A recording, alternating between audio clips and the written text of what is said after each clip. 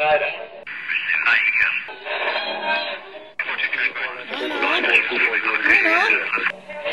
is that you? There, I think I got it.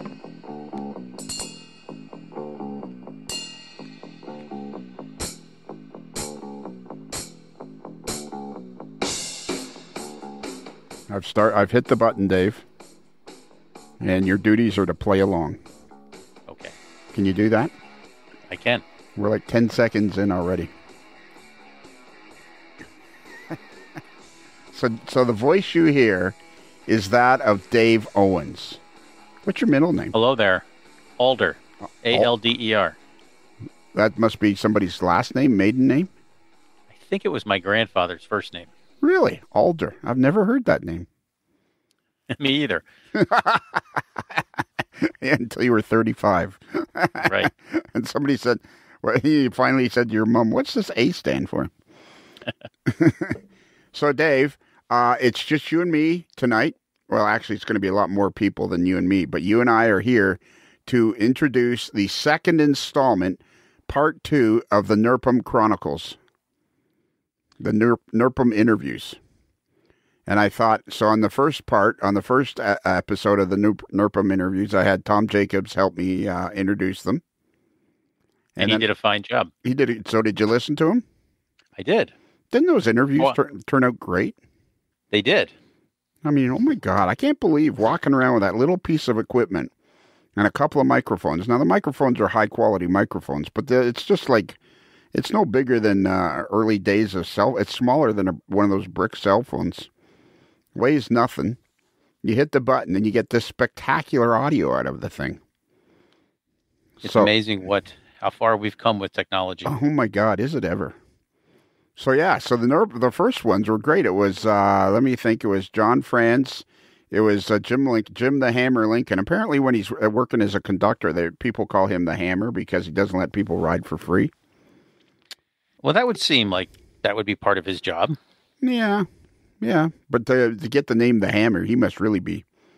And then who was the third person? Don't tell me. It was, but you can tell me if you want. David Yale. David Yale, that's right. Sorry, David. David's listening now, and he's going, it was me. It was me. Sorry, David. And it's John Franz, I think, isn't it? Franz, yeah. It is Franz, but I keep telling him it's France. Well, I always called him that until now I know better. Yeah, exactly. That's his, whatever. And he's building a 10-level, multi-level model railroad. But he was great on the podcast. We got to get him back on. Well, all three of them were good, actually. I met John. I'm sorry, I interrupted you. No, there we go already. I'm interrupting. Go ahead. I'm not saying anything interesting. I met John from buying his decals. Okay. Which are really good. And a couple projects I was working on, they fit the bill, and he was the only one who had them available. And they were really nice decals. What decals does he sell? His company is called Mount Vernon Shops, and he's got a variety of decals available. And he uses his CAD skills to put these sheets together. And he does artwork. Wow. He's got a background of doing artwork for some of the manufacturers. He'd be an ideal guy to work for Rapido Trains. Your fast track to model railroading fun. Rapido Trains, your fast track to model railroading fun. That's right. Nice one. Seeing you were wondering what you were supposed to do. That's right. Yeah. Well, we had rehearsal after rehearsal after rehearsal, and you still were afraid you weren't going to get it. So he didn't tell me anything about Mount Vernon Shops.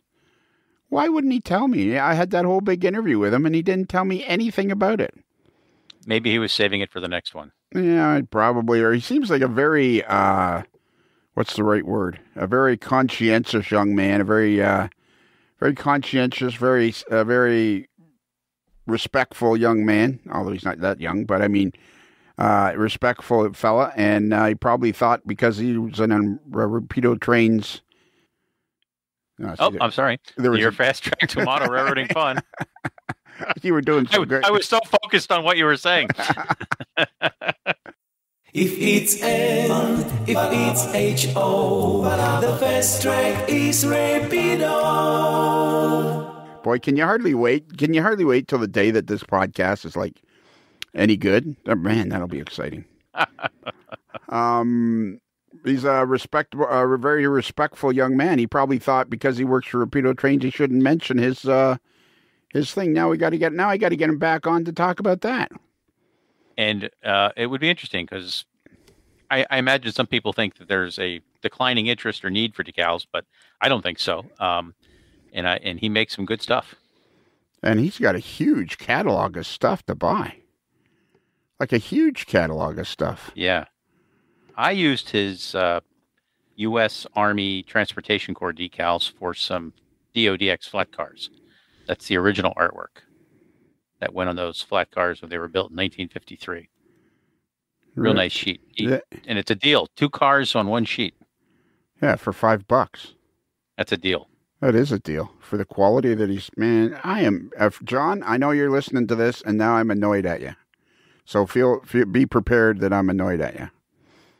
That's the second time I'm annoyed at him because he was going to help me with one of my shirts, and he got too busy at Rapido Trains and had to bow out, which I totally respected because he first had to his duty first was to Rapido Trains. Your fast track to model railroading fun. Rapido Trains, your fast track to model railroading fun. That's gonna get old. Yeah, it does. I'm always afraid that it's going to get old, but some people tell me, nope, it's good. And I'm like, all right. I love the jingles.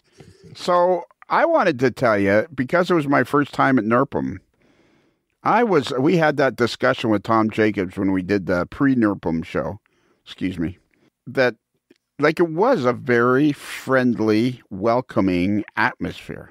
Do you guys, is this just come naturally to you guys, or have you guys sat around and kind of went, we want, like, it seems to me like you and I went to visit John Sacradoti's layout on Sunday. And I got a story about that too. I think I just missed you. Oh, yeah? Okay. Well, it cost me $150 to go there. He lives about 5 minutes away from me. Oh, does he? Yeah. Oh, I could have come and just had lunch with you. So anyways, I went in there, and he had this Green Mountain RS1 running around the layout, pulling some cars.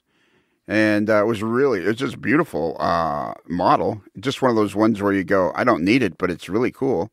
And I just walked, John was busy talking to some other people. And then when he was done, he came over to me, and I said, oh, man, I love that locomotive. It's really cool. It had a beautiful sound in it and everything. He says, you want to buy it? And I'm like, I don't know. How much? He goes, $150. I went, okay. I have no use for it whatsoever other than it's pretty. And I should build a little diorama for it or some sort of something to build, put around it. And, but yeah, so it cost me $150 to go see him. I think, we have all purchased locomotives for less of a reason. Yeah. No way. Well, that's part of the magic of the hobby. It is. I was at visiting with one of my favorite dealers on Saturday afternoon, and I had admired 2 locomotives. And I said, I'm a little tight right now. I can't do it, Tim. And he comes over later when he's packing up and just hands them to me. Just pay me when you get the money. Thanks a lot, Tim. Yeah.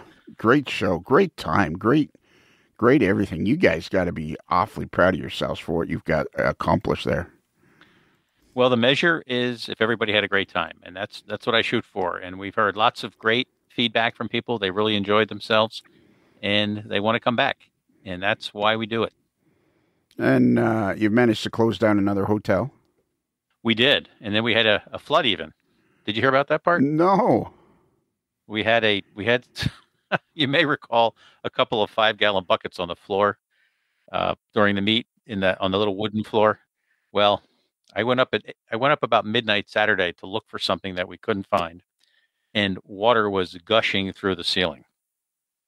And I said to myself, this is not good. And I went and called the desk and I said, hey, I'm on the 12th floor. There's water gushing through the ceiling, and it's going to be a flood. And It made a mess. Well, and it went right in the middle of where all the models were. It did, and it soaked through by morning to the 10th floor. Oh, really? Yeah, it was a disaster. Holy mackerel. I didn't know that. Yeah. Wow, and what a break that it completely missed the models, because the models, it was right in the middle of the floor, and the models were kind of all around it, so it kind of, well, and it must have been from all that rain we had on Friday. I think it was actually the heating and cooling system. Something went wrong, and I think it was some sort of malfunction with that, because we did have a lot of rain, but we've had a lot of rain before, but there was something going on with the cooling system. When we turned on the air conditioning was when the drip began. Oh, okay. So, wow, and I never even found out. I never even knew about it. How could you should have told us? You should have told us. We would have been. I think I interviewed you on Sunday, didn't I, or was it Saturday? I don't remember. You're on the next show. Yeah, so it didn't happen until the meet was over. So okay. So on this particular episode, we're going to listen to Jim Homoki. We're going to listen to Rob Hinkle, Louis Segarra, who is part of your group. He is. Dave Oppedisano. Is that even close? Oppedisano. I'm saying it too slow. Oppedisano. Dave Oppedisano. Yeah, because you and I were talking to him, and then I went and interviewed him. Former Air Force pilot, really interesting guy, and a close friend of Butch Eiler's. And I'm right in the middle. Yeah. And I'm right in the middle of organizing and having Butch on the podcast. Butch is amazing. He is. Model railroading does not. A model railroader does not begin to capture what he does. He is an artist. Really? He is something else. I've heard his name. I've heard his name a lot. What does he do for? What does he do? He goes to darn near every meet. I'm sorry, I interrupted you again. Oh, I'm interrupting you. What does he do for a living? Do you know? He is a sign maker. Oh, really? Yeah. Wow. Okay. And he's very. I mean, he's a real artist. He's just got an eye, and he's an artist. I mean, that's all I can say. He just gets color. He gets it all. He gets the relationships between color. He's really spectacular. Well, that's kind of the beauty of this hobby is it really is for people that are creative. And I mean, I think it actually, people who get into the hobby will discover that they're creative. Some people will just literally discover they're way more creative than they thought. Sure. Like I thought as the years went by, my abilities increased. And I thought, man, I am like way better than this than I was when I started out. And it's because you're constantly, trying, you go to these, that's one of the great things about meets like NERPM is like you go and it truly was, the feeling I got from the meet was it was truly was not about who's better than the next guy. Oh, no, not at all. No. It's about here's how I do it. You want to learn? Yeah. You can do it too. Yeah, exactly. And then we finish up with Ted DiIorio. I got it, DiIorio. And he did a great clinic throughout the weekend on weathering. I know. And it was a super simple way to do weathering. And if you're going to do like a bunch of cars, this is the way to go. That's another part. It's like we talk about Butch Eiler and Ted DiIorio, and it's like both guys are producing a high-end product in different ways. They are. Fascinating. All right, we've talked for 15 minutes, so we have to leave now. This is the introduction. Do you know what to do now? Do you have any idea what you're supposed to do now? Subway chimes. Go. Should I try that again? Subway chimes. Go. Okay, so now I'm interviewing Jim Homoki, and I'm kind of nervous. No need to be nervous. I'm nervous. I'm nervous about interviewing you because I feel bad for you. Yeah, well, things happen, and then you move on from there. You're handling it so well. How is that possible? The reason it's possible is my wife had wanted to move for a long time. Right. And the truth is, the layout is what was keeping us in the house. Okay. And I wasn't ready to lose the layout, but things will be better. And my wife's going to get a house that she had wanted to get for a long time, and Okay. and we'll do all right. For those that don't know, Jim lost his home in a fire where you lost a family pet, unfortunately. Yeah. Our old dog of 15 years didn't make it out. We think the smoke got him.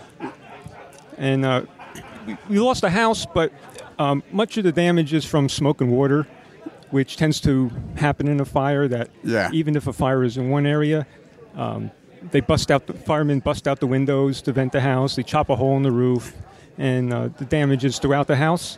But fortunately, the layout was in the basement, and it was pretty much sealed. And there was very little damage to the layout. Really, eh? Yeah. Must have been water damage, though, eh? Water damage, yeah. But smoke was the biggest problem we've had with the fire.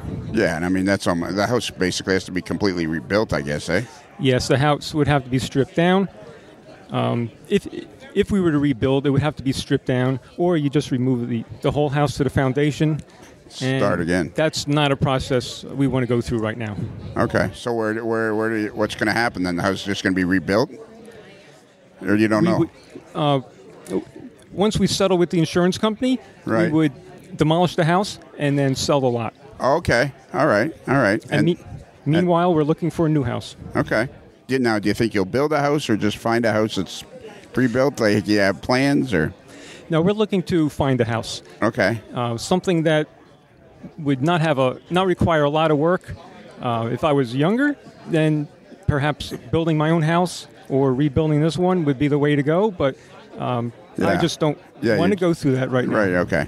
So I'm going to ask you a couple of tough questions. Don't answer them if you don't want to. But I'm sure every model railroader that's listening to this podcast and every model railroader in the world is like, dreads to even have the thought of having your house burned down and your layout ruined. So, and I know you've been handling it very, very well, but it's like, what were your initial thoughts? Like, did you ever have any thoughts of getting out of the hobby, or? Absolutely not. Yeah. I'm already having some thoughts about a new layout. We've looked at some homes with terrific basements. That gets me kind of excited. Okay. And I've been doing modeling for a long time, say 45 years, and I'll put everything I've learned over those years into a new layout. And were you able to salvage like rolling stock and stuff? Yeah, I've only lost a few pieces of equipment, very few, I think like 3 locomotives, something like that. Everything else was boxed up, put away. A few things will need a little cleaning or a dusting. I had some friends come over on 2 consecutive days on a weekend, and Uncle Dave came over. Uncle Dave was over, and a few other names. Some people of the AML Nation may recognize. Tom Schmieder was over. Ralph Heiss. Right. Bill Chapin. Yeah, the 3 Musketeers, really. Those guys. If you get Schmieder, you're gonna get Abelies and Heiss probably. They came as a unit, yes. Yeah, yeah, they work as a unit. So I first heard of the fire. So I'm sitting in my office, and and my phone rings like 4:00 in the afternoon, and it's Joe Desmond. And I'm thinking, why is Joe calling me? Right? I mean, I talk to Joe via Messenger. I talk to him via text and stuff like that, or we talk when we do a podcast. But I've never had him call me, right? And my phone's ringing, and it's Joe Desmond. And I'm thinking, well, I'm not going to answer that because I don't. Well, then I thought, well, if he's calling me, maybe it's something I need to know about. So he calls me and he says, you're never going to guess where I am. And I'm like, no, you're probably all right. I won't. He says, I'm standing at the end of Jim Homoki's driveway. And I'm like, okay. And he says, his house burnt down. And I'm like, oh, my God. So we talked for 3 or 4 minutes, and he told me about, how you wanted him to come over. You asked the cop about him, and he came over. Yes, I knew of Joe from his videos. I knew he was a police officer in town, but I had never met him. And they had an officer stationed at the house all night and all day until everything was secure. Yeah. And, we looked at the layout with the officer there, and then I mentioned Joe and said, oh, yeah, let me try to contact Joe. See if Joe wants to stop by. And he did, and Joe stopped by, and I gave him a flashlight tour of the layout since there was no power in the house. Yeah. So we went down there and walked around and talked trains for a while. And then, I guess the next day or so, other people were contacting me, and then I heard that Joe contacted Lionel, and then other people heard, and kind of amazing the way the word got around. Oh, yeah. Well, then I immediately sent a text to Dave, Abelys, and Rich, and I said, did you hear about Jim Homoki's place? And they're like, no. And I'm like, well, it caught on fire. Bad. Well, how bad? I said, pretty bad. And there's afterwards when we're debriefing, they're going, so we heard about that from a guy in Ontario. I said, yep. I said, Joe called me. But I'm really happy that you seem to be able to cope with it. Yeah, it's not that it was a dream house that we lost, or right. our retirement house, final place we would ever live in. Yeah. Because I knew that someday the layout would have to go when we moved, yeah. and we were not going to stay here forever. That lessened the shock and the hurt of it all. Right. I wasn't ready to lose the layout. No. In a day. That was not the plan at all. No. But in the big picture, it just advances the schedule that we had. Yeah. Okay. So what have you kind of thought of on the next layout? I'm going to do X. I was pretty happy with what I had. One thing is definitely aisles need to be wide. Okay. That it's rare that a layout has aisles that are wide enough, whatever wide enough is to people, but they always seem to be a little tight here or there. I want to work on lighting, maybe some special lighting, whether it's directed with spotlights or something along those lines, rather than just general room lighting, because that's what I had now. The theme will stay the same, the railroads, my own terminal railroad, the Newark Terminal, as well as Penn Central and C&J. Era will stay the same, which is the early 70s. And at least I don't have to build a lot of equipment, so I'm really pretty good with everything that will end up on it again. Are you close to finding a place? We were close twice, and we lost out. Oh, okay. And we are looking at more every week. Yeah, you're anxious to get going on that part. Yeah, we're moving right ahead with it, and we've seen some very nice homes. We just need to find one that's just in the right area at our price range, and with certain things like a basement and a kitchen that's modern, and my wife doesn't have to worry about anything. Okay, so do you have any, for lack of a better word, tips about what to do in case something like this should happen to somebody else? Yeah, tips. A few things. Keep anything you want that could be destroyed by water in something waterproof. Okay. Because I had plastic tubs for some things, and I had cardboard boxes for other things. Water runs downhill, and the basement had about 3 inches of water because, of course, the power is then cut due to the fire. Yeah.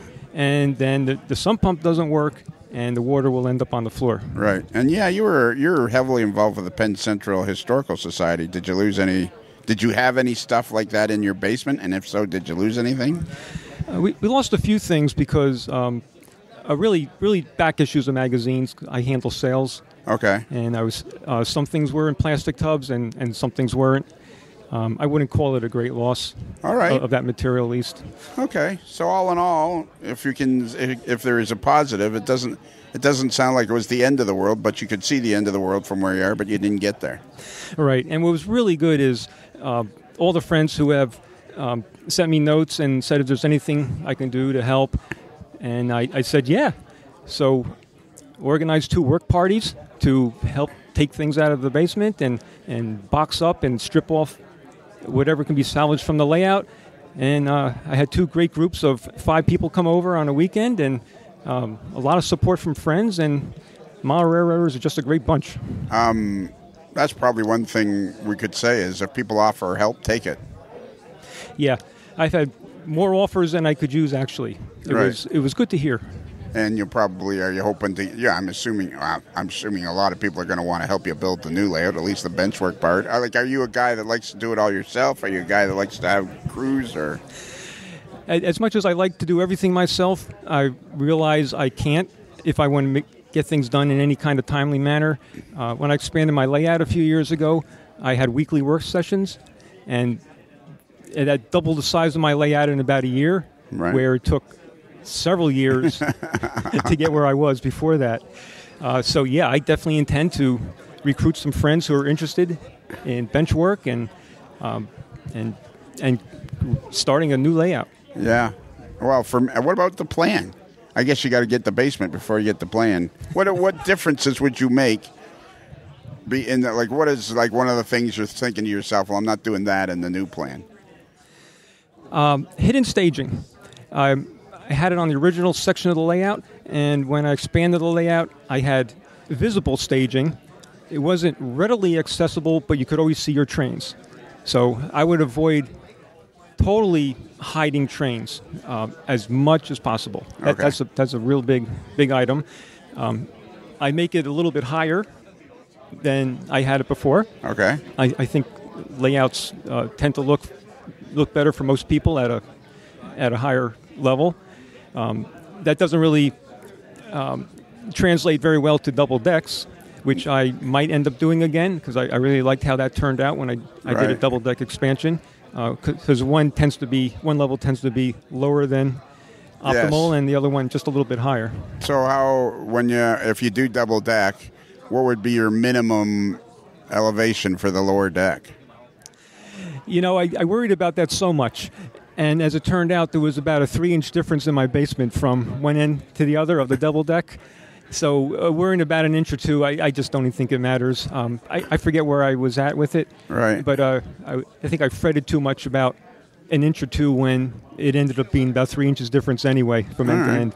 So wider aisles, visible staging, and carry on with the double deck. Yes, but it also depends on the size of the new space. Yeah. So if it's large enough, I probably would not go double deck if I just had the floor area. So basically, when you guys are looking at houses, it's the same old. You're down in the basement, and your wife's upstairs. The basement is a much required element. I look at where the utilities are, and then I start thinking, how can this fit? Is there many houses out there with basements that are pretty much empty, or are they all kind of finished in some form or another? So far, what we've seen is more than half are finished. Okay. Which surprises me a little bit, and not just a drop ceiling or something like that, but really finished with carpet and everything in it. Yeah, so that'd be kind of hard to work around. Yeah, well, one thing it tells me is that there's no water coming in when you have that. Good point. And I say, I don't know what I would do with the carpet exactly. We'll see, but at least I know it's tight. I actually had my train room carpeted. I liked it. I actually made a point. I was years and years and years ago, I was at a layout in some fella's home outside of Detroit, and his layout room was immaculate. It was just gorgeous. The layout looked like furniture, and he had the walls trimmed on the bottom and the top with colonial trim, and I thought, man, when I build a layout, and that's what I did. My layout room was as much fun to be in as any other part of the house. Yes, I had carpet in my basement as well.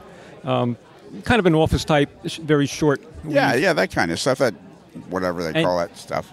Yeah, and it's terrific if you have to go under the layout. You're not rubbing against the concrete. I know exactly. Well, Jim, I'm. How can I put this? I'm thrilled that you're able to handle it. I'm disappointed that it happened. Oh, thank you. and I'm looking forward to following along with the new adventure. Yeah, there'll be some. Well, as soon as I find out, some other people will find out. Most likely through my Facebook page. Yeah, you should probably tell your wife before you tell them. She's actually a member, so she's finding out some stuff. I can't hide anything from her there. She's a member of your Facebook page. That's probably a good idea. A good idea and a bad idea at the same time. Well, good luck. And we'll keep up. We'll just keep talking on the podcast.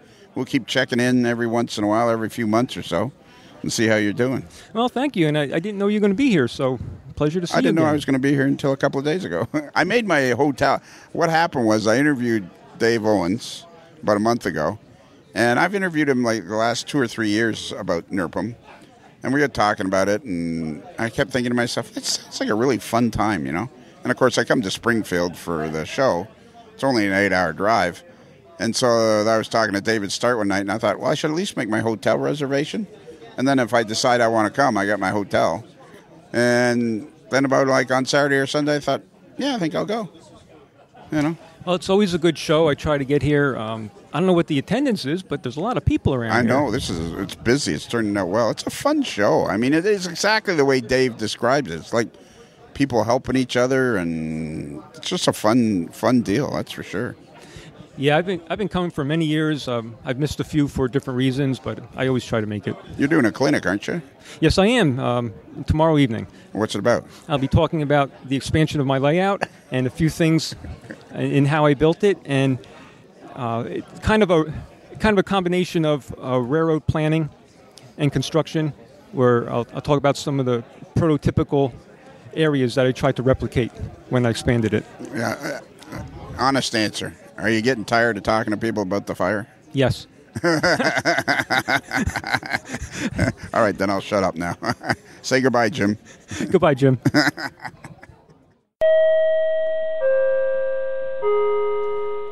And then we start talking. Absolutely. And your name is? Louis. Luis. Luis. Luis. Yeah. And how do you say your last name? Segarra. Segarra. What's the ethnicity? I'm Puerto Rican. Oh, okay. Yeah. Luis. Yeah. How do you say your last name? Segarra. That's very romantic. I bet the ladies love that. Oh, yeah. So how are you involved in this show? Well, I've been a modeler for years, and I've been part of, we started with a group. The group that is running this meet, we started running trains, and we were getting together every Wednesday nights. And since then, we have it's been like 6 of us, and we've been getting involved in doing like rail fan trips, modeling sessions, operating sessions, and it's been a lot of fun. And then we decided to create, after going to a couple proto meets, we decided to bring this to Connecticut. And then that was a lot of years ago, too. Yeah, that we started, I want to say it was in Collinsville, Connecticut, and I want to say that was 2003, because this year would be our 20th anniversary. Right. But because of COVID, we lost 2 years. Oh, all right. So it's the actual 18th year you've been doing it. Exactly. But 20 years since you started. Since we started in Collinsville. So we started since, and it's been a lot of fun. We have met a lot of people through this year's, great modelers.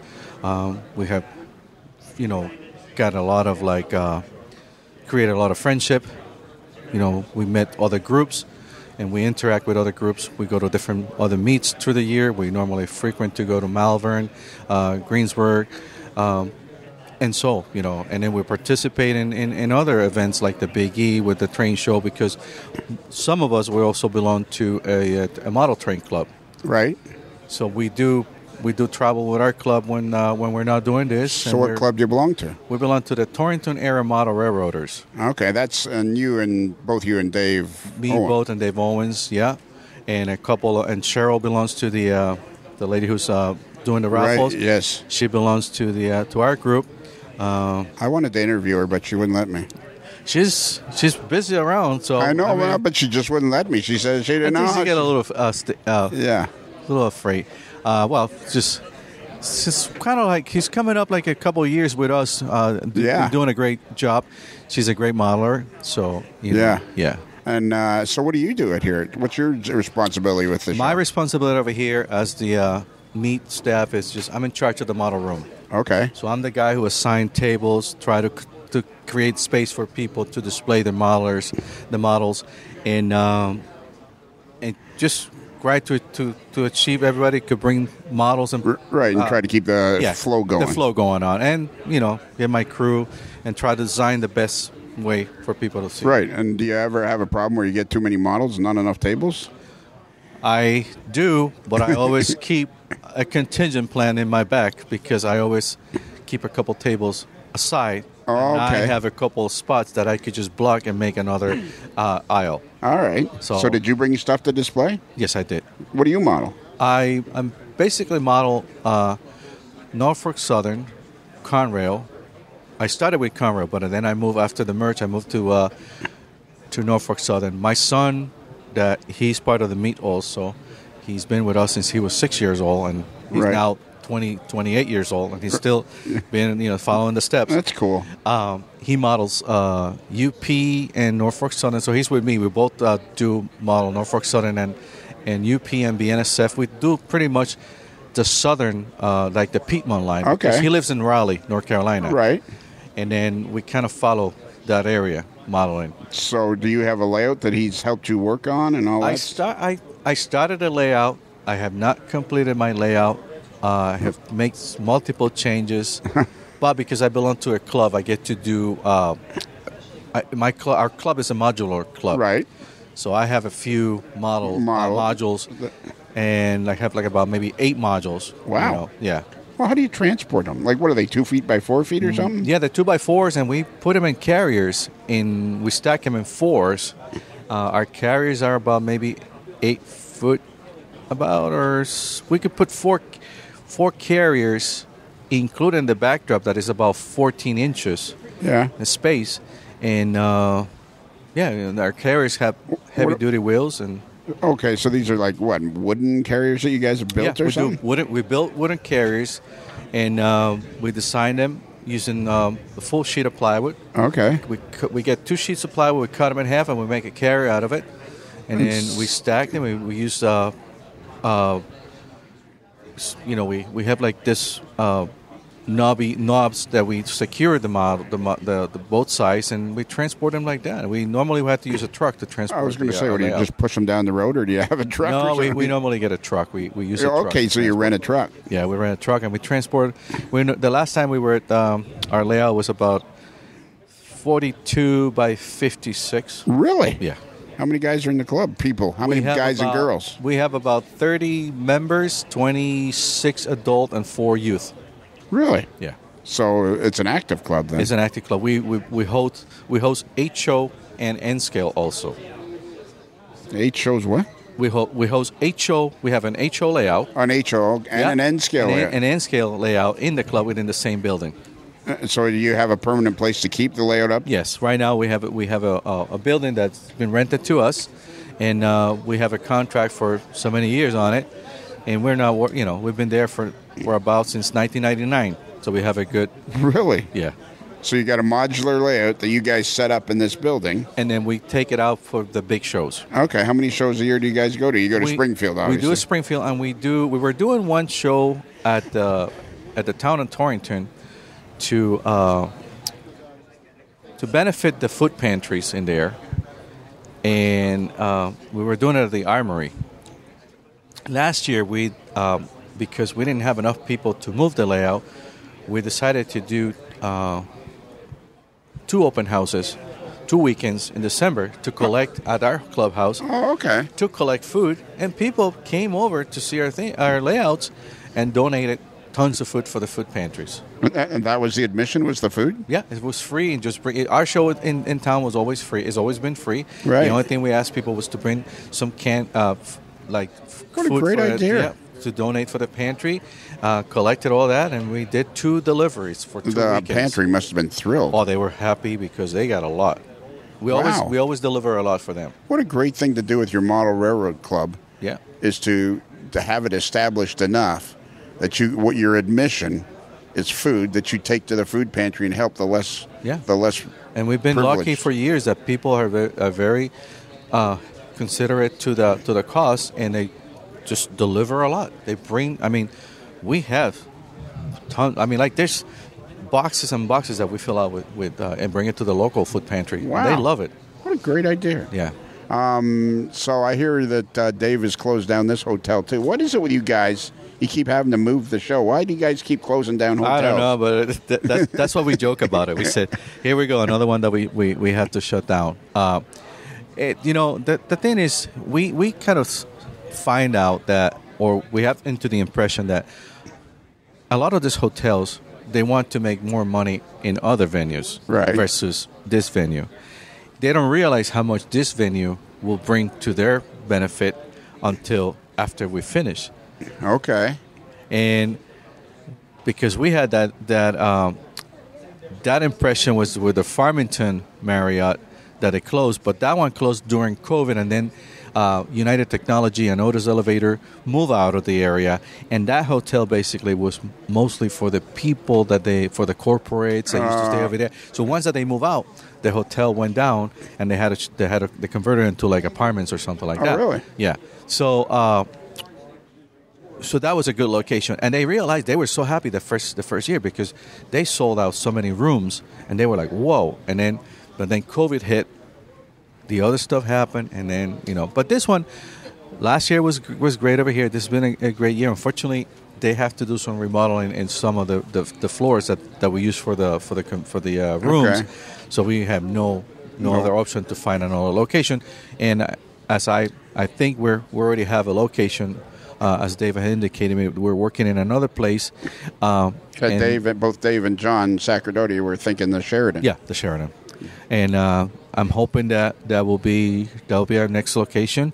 I will make my best to get a great modeling room because that's what I love to do. I love to set up a great place for these guys to have a good time, share their models, chit-chat with the other guys, and as you could see over here through this whole meet, the camaraderie of people over here is amazing. People, oh, yeah. It's like so much. It's like a family reunion. Every year we come back over here. All these guys, we've seen these guys for so many years, and everybody see each other, and it's great. That's what I see is the camaraderie. Yeah, like people get the impression that RPM meets are only for people of really high skill for the modeling, and I don't see that. No, I see it's more camaraderie. No, and that's one thing I always have enforced to people.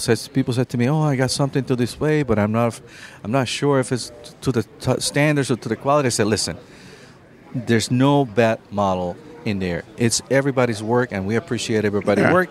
You put your model in there, and nobody has to criticize your thing. It's just people share techniques. People talk about, maybe they tell you some tips. Hey, you could ask, hey, what can I do this for that? And that's the whole point of this hobby. Absolutely. So how did you get involved in model railroading?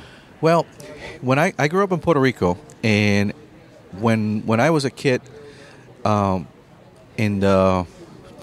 was born in 1959, so during the 60s, in my town, there was a sugar cane factory, and they used to have trains to transport the cane that they used to harvest from the fields. And they used two big processing plants, and they used to transport from one town to another one. And my dad used to take me out to watch the trains. Oh, really? There was trains in my town that they used to move to the port.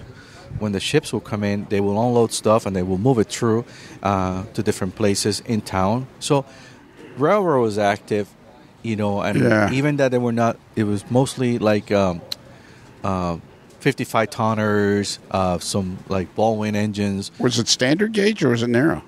It was a little bit of like, not really a narrow, but not really a standard. So it was like in between. Okay. But it was a lot of fun to watch the train, and that created my enthusiasm for it. And then I started buying my first set. I think it was an AHM set.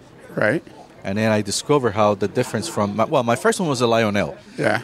Of course, everybody have Lionels, but then I learned the AHM, and then I learned how that I didn't need it to have a full loop to have something running. Right. So I was like, whoa, wait a minute, this is something new. So then I started picking up magazines at a local magazine shop, and there was RMC at that point, and I started. And this is still in Puerto Rico? Yeah, this was still in Puerto Rico. So I went through to the 70s in high school, and then after that I went to college back in Puerto Rico. And then I left in the 85, I left to come back to the States because I came to the Naval Academy. Okay. And then I was stationed in Newport, Rhode Island. And then from there, after I get out of the military, I stay over here. And I met these guys. I met Dave through a friend of ours that used to own a hobby store. And from there, we have had this bond together. Wow. And then we've been doing this for years. And it's been great since. So is there any, other than magazines in Puerto Rico, is there any kind of model railroading at all?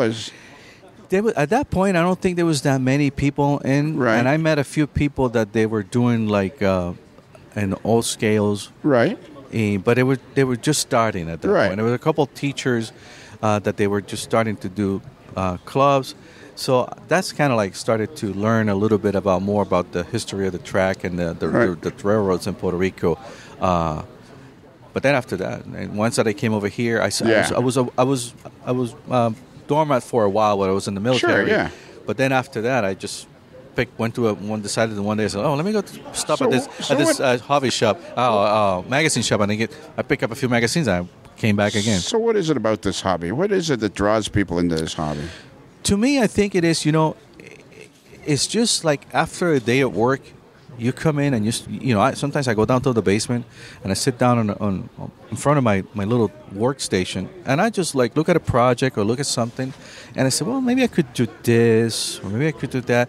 It's just like a distraction. Your mind goes somewhere else. You transport it into a project and it's just like, it's almost like you transport yourself into this scenario, like into model railroading. You become that little person in that area. Yeah. I'm on that, and then you create an area, like do a switching, and then when you go rail fan, you see the rail trains, and you're like, oh, I could do this in my layout. That's a good idea, and you kind of copy it. To me, because I'm a prototype modeler, so I really copy a lot of the real stuff. So I try to stick with a lot of places, and I love to do scenery. So I love like most of the trees and a lot of areas where there's a lot of density. And so then you must have a home layout that's in some sport where you get to do your scenery and stuff. Yeah, that's what a little piece. I work and I do a little pieces of scenery. Right. And on my layout in the club layout, I do scenery on. Oh, okay, so you're the scenery. So you guys managed to keep it kind of because some modular club layouts are kind of like you go from one module to another. And no, we decided to create a standard for like continuity. Yes. So I'm pretty much the one that dictates that part in there. So I kind of say, okay, so we're going to use we try to keep the outer part of the module. On the other side of the main line, we try to keep the same color. So when you're looking at it, you see the same color down the line. All right. On the other side of the track, you could just do whatever you want because it's your other side of the track. Yeah. So, but we try to keep the outside where people are just looking at it, you see the same color, the same green color next to the track, the same ballast. So we try to keep that. So do you guys have a yearly membership charge or something? We charge monthly. It's just $15 a month. Wow. Yeah. So it's not really much. No, it's not that expensive. We have, and we meet every Wednesdays, and then we do working sessions on the weekends. We're always, busy and people. And the thing is, the club layout is in Torrington, Connecticut, but not all of us live in Torrington because I don't live in Torrington. I live in West Hartford. Right. Yeah. And then we got guys living down like in Orange. Some of the guys live in Newtown, Waterbury, different places. Do you miss the Whalers? Kind of. But that's okay because they're now down in North Carolina. So where your son is. Yeah, with the Hurricanes. I know, and I mean they almost made it this year. I know. I know. Well, this is really cool. So I can hardly wait to talk to you next year. Absolutely, and I appreciate you coming in, and it's been great to seeing you interacting with people. I hope you've been having a great time. And, I've had a ball. And you're welcome to come back, and I hope to see you next year. The best thing we got to get across to people about RPMs, and this one especially, is the camaraderie and the fact it's a lot of fun over here. Oh, my goodness and gracious. We love to have, we love to chit-chat, and we love to have everybody, be comfortable. And yes, you can see everybody over here talks to everybody. Oh, it's been it's a very friendly atmosphere at NERPM. Absolutely. Very friendly. Although NERPM sounds like you're burping or something. Absolutely. Say goodbye, Luis. All right, goodbye, guys. Thank you, Lionel. All right. Okay, so now Rob, you got to keep the microphone about here, which I see that you're doing. Yep.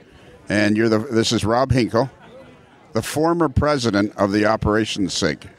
That is correct, unless they decide to reelect me. My time on the board is up as of early July, which was before. But they could appoint me a president again because you don't have to be on the board to be president. But my guess is that they're going to move on to someone else and let somebody else have some time running the organization. So I ran it for the last 3 years as president, enjoyed my time. It was a little difficult because of COVID, and we didn't have many events in person, but we got through it. So yeah, you ran it during the hardest time going. Yeah, it was difficult, but Eric Smith, who you interviewed on the podcast, stepped up and started doing the virtual meetups. Yes. At least once a month, and that's kept up interest in operations and increased our membership. So we just look forward. Oh, really? It increased the membership? It did. We brought some members in because a lot of times people weren't thinking of the OPSIG, but then they would see it on YouTube. It would pop up as something they could, watch the replay of a thing that happened, and they'd enjoy it. And they'd say, okay, I'm interested in giving $10 a year for the electronic thing. Yeah, still. it's like dirt cheap. It is, yeah. $10. You can't go wrong. And then No. you get all the digital magazines. Yeah, all the back issues, and I put it in my last President's Report, which just came out. The magazine just came out a couple days ago for July, that we worked with the Model Railroad Index. Right. And all of the dispatcher offices have been indexed. Oh, really? So you can go to modelrailroadindex.com, search for things, pick the dispatcher's office, and find the magazine you want. Go on the website, go to the members area, and then download the PDF of the one that has the topics you're interested in. And the Model Railroad Index is run by the guys that own Iowa Scaled Engineering. Yes. And that's our buddy Mike Peterson. Correct, yes. And Nathan. Yeah.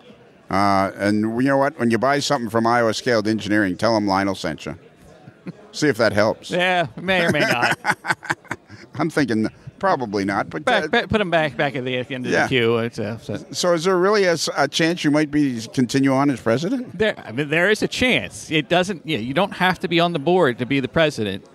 You don't have to be direct, but you can be appointed someone else. But my guess is they will not. Okay. So how many members does the Operation SIG have now? Right now we're about 1,300. Wow. It's split. We're trending more towards electronic membership than print membership. We still have probably about 500 or so print members that get the print magazine. But we have members in all Australia, Germany, England. What's France. the URL for? Is Oppsig.org. Oppsig.org. OPS. SIG. .org, because we're organized. And do you know why it's .org? Because we're organized. Exactly. Yes. And so Eric Smith, he's the guy that runs, what's it called? Eric Smith, he actually handles the website. Right, but doesn't he? Is he the guy with the operations? Yes. And what's that called again? Operationsessions.com. I think so. Operationssessions.com. Yeah, he took that on as it's not affiliated with the OPSIG, but it's sort of relevant to the OPSIG.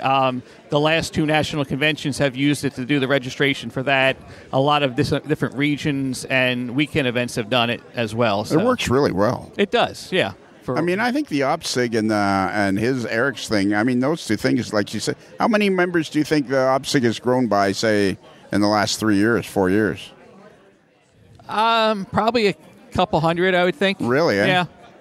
Hey, you can't go wrong for $10. No, not at all. So, $10 a year, it's less than $1 a month. It is. It's very reasonable, and you get a lot of value. And it's a great magazine too. Yes, the magazine. So who all's involved in doing the magazine? Eric Smith is the editor at this point of the magazine. So is there anybody else other than Eric doing stuff?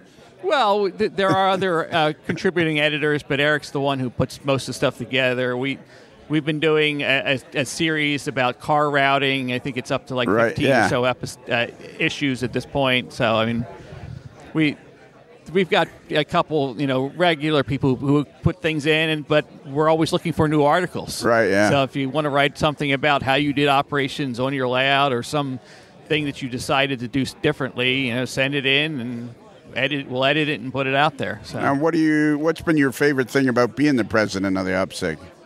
Just trying to go out and tell people about the organization. Just say, hey, join us. Maybe you're not sure about operations, $10 a year. Start reading the magazine. Start doing the thing. We've got the great book, the compendium book holy mackerel. Of OPSIG, and we also have the timetable and train order book is available for free download as a member of the OPSIG now. Really? That was our first book that we did. Yeah, it's up there on the members area. You can download it. So for $10, you can also download that timetable and train order book. Yeah. That's crazy. It's four different PDFs on the website, but you can download them and then read them all there. So. Jesus, Murphy, what a great organization. Yeah. Do you guys attribute Like, do you feel like, as the president for the last 3 years, is there anything that you can think of that makes it feel like it is the reason it runs so well? It seems like an organization of many model railroad organizations. It seems to run really well. Well, I mean, I give a lot of the credit to Eric Smith because he's very organized and he's done the things like the operationsessions.com website. But everyone else, all the people who've been on the board, the secretary of the organization, Roger, who lives in Northern Virginia, has helped out tremendously the last couple of years as he's been that. The vice president, who's Bruce Morden out in California, helps out. We're all over the country. Yeah. We meet every once in a while on Zoom to talk about everything that needs to get done for the organization. We've got a private mailing list. Anything comes up, we talk about it on there. And so we try to be responsive in any issues that we have. And so, what are your modeling? What are your modeling? Do you have a layout? Where are you at? I have a layout that's very slowly progressing. It's in the basement. It is a early 1970s Reading Company layout. Right. As what I said to you before, it's about a quarter of the size of what Tom Jacobs is modeling. Okay. But we are modeling part of the same area. I'm primarily focusing between Hershey, Pennsylvania, and Lebanon, PA, because there was the big Hershey chocolate factory in the early 70s until they tore it down about 10 years ago. So that's a big... There's a Lebanon. Dave Abeleys lives in Lebanon, New Jersey. Is there a Lebanon in every state? There might be. I haven't researched that. I'm beginning to think it's like Springfield. It could be. There's a lot of Springfields, yes. Okay, so what layouts do you operate on? Do you have any regular layouts you operate on?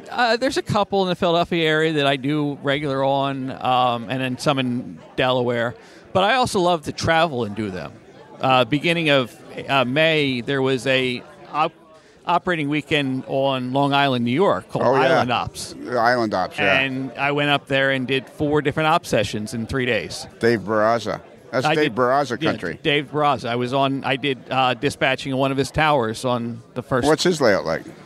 It's very high speed. Yes. High speed passenger traffic, at least at the beginning of the session. So you got to get those trains in and out of the interlockings really quickly. You don't want to hold up the passengers because they'll be late for work. So I did operate on Phil Monot's layout. Okay, yeah. Yeah, if you know Phil.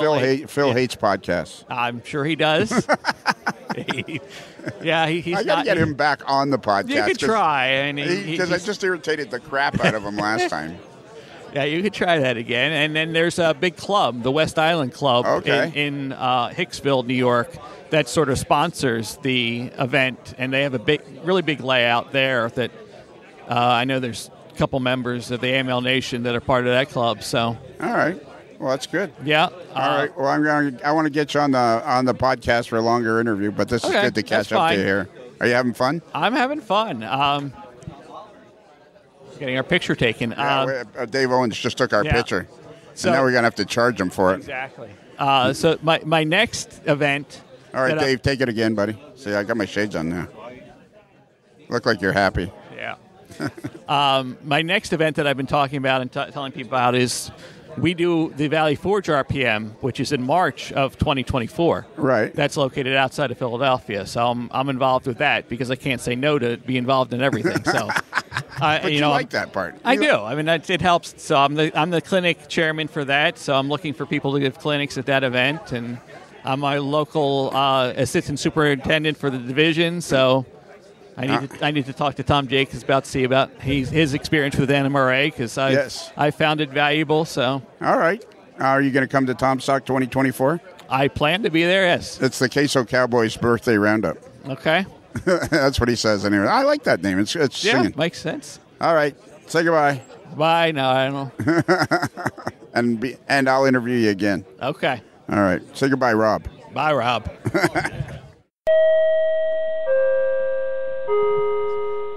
Okay. Now I'm sitting here with, turn your name tag around, Dave. How do you say your last name? Dave Oppedisano.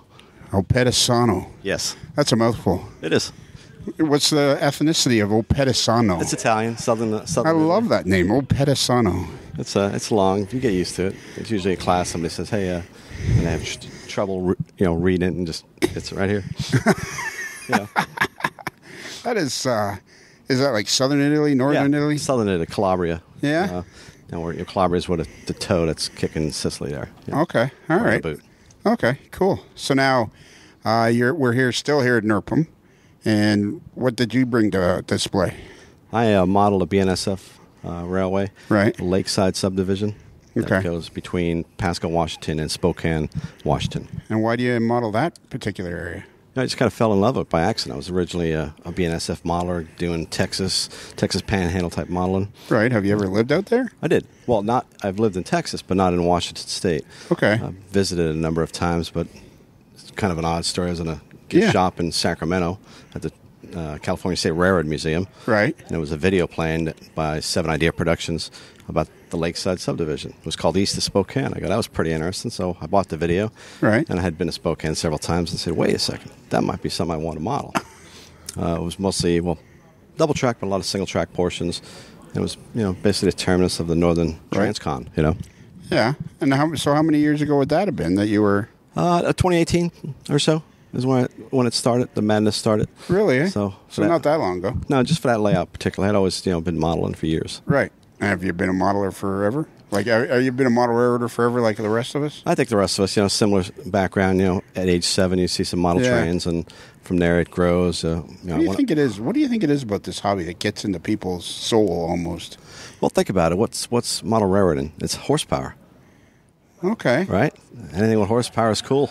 Yes. So cars, Yeah. trucks, That's planes, kind of a neat trains. Yeah. If it has horsepower, it's usually pretty cool. All right. I like that. I don't think I've ever had that answer, but that makes a lot of sense when you add into, the romance of the rails disappearing around the corner and all that. But those big, huge machines coming on those Big ribbons. machines moving and belching smoke and Yeah. just kind of. It's pretty amazing, especially as a kid. You see it, you watch. Yeah, It's amazing. exactly. And I mean, even as a full-grown adult, they're still huge. They are. They're even hard to, they're hard to get into. They're that first step and all that. So, do you have a layout? I do. I have a home layout. It's about 1,200 square feet. Really? It's the BNSF Lakeside subdivision. So Wow, 1,200 square feet. we're getting into it a little bit. How long you been working on it? About 4 years. Only 4 years. That's it. Did you have a layout before that? No, I had some Fremo modules and some small module sets that kind of just to fill a niche, Right, to build yeah. something. But this is the first major, home layout I've ever built. And what made you start? It was one of those lifelong things, Yeah. I always wanted to do it, and I finally had the room and the time to do so. Okay. It's always one thing or another. You have time, Well, sure. or you don't have the room, and finally had both. So, Okay, and 1,200 square feet. Like, what's roughly the dimensions? about 30 by 40. Wow. It's an L-shaped basement, plus a little room in the back for staging. Okay. So it fills the room up. We're about maybe halfway done with the layout in terms of bench work. There's more bench work going up, as we speak. You got any help with it?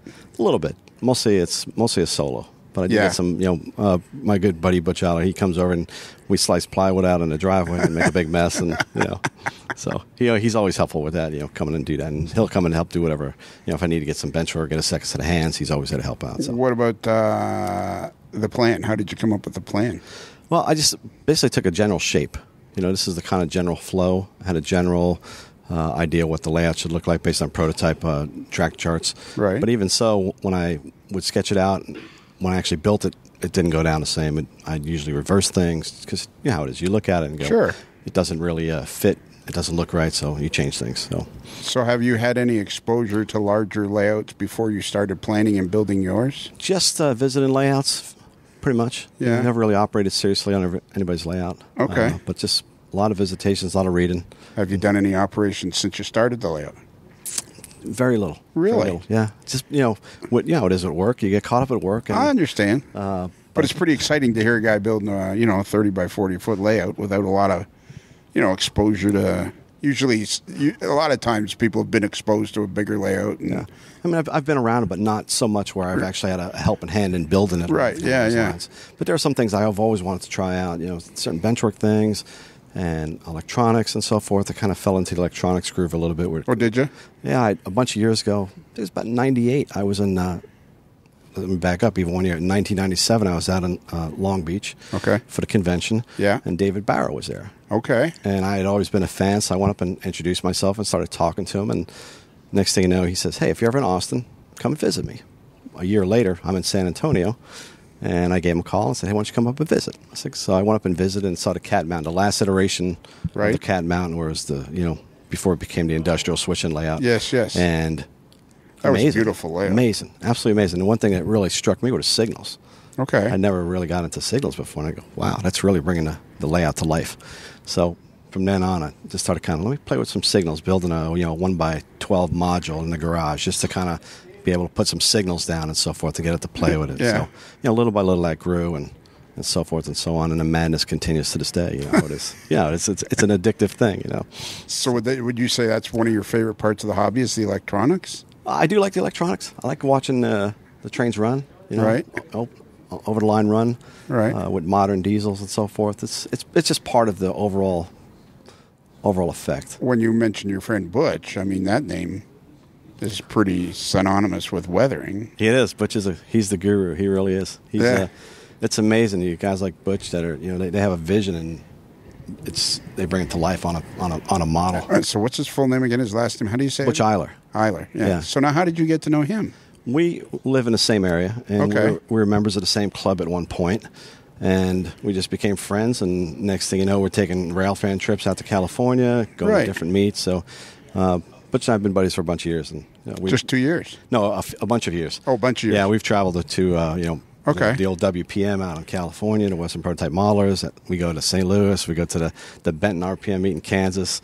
So we travel around a bunch. So how did you guys get involved in the weathering aspect then? Butch was always involved in it, and I had always kind of watched from a side. And then when I finally met Butch, he kind of inspired me to do a lot of weather. And I think the one thing, Butch was never afraid to tear a model up and weather it and cut it up. And to me, that was kind of inspiring a little bit. Right. I mean, back in the day, you wouldn't cut up an Intermountain kit.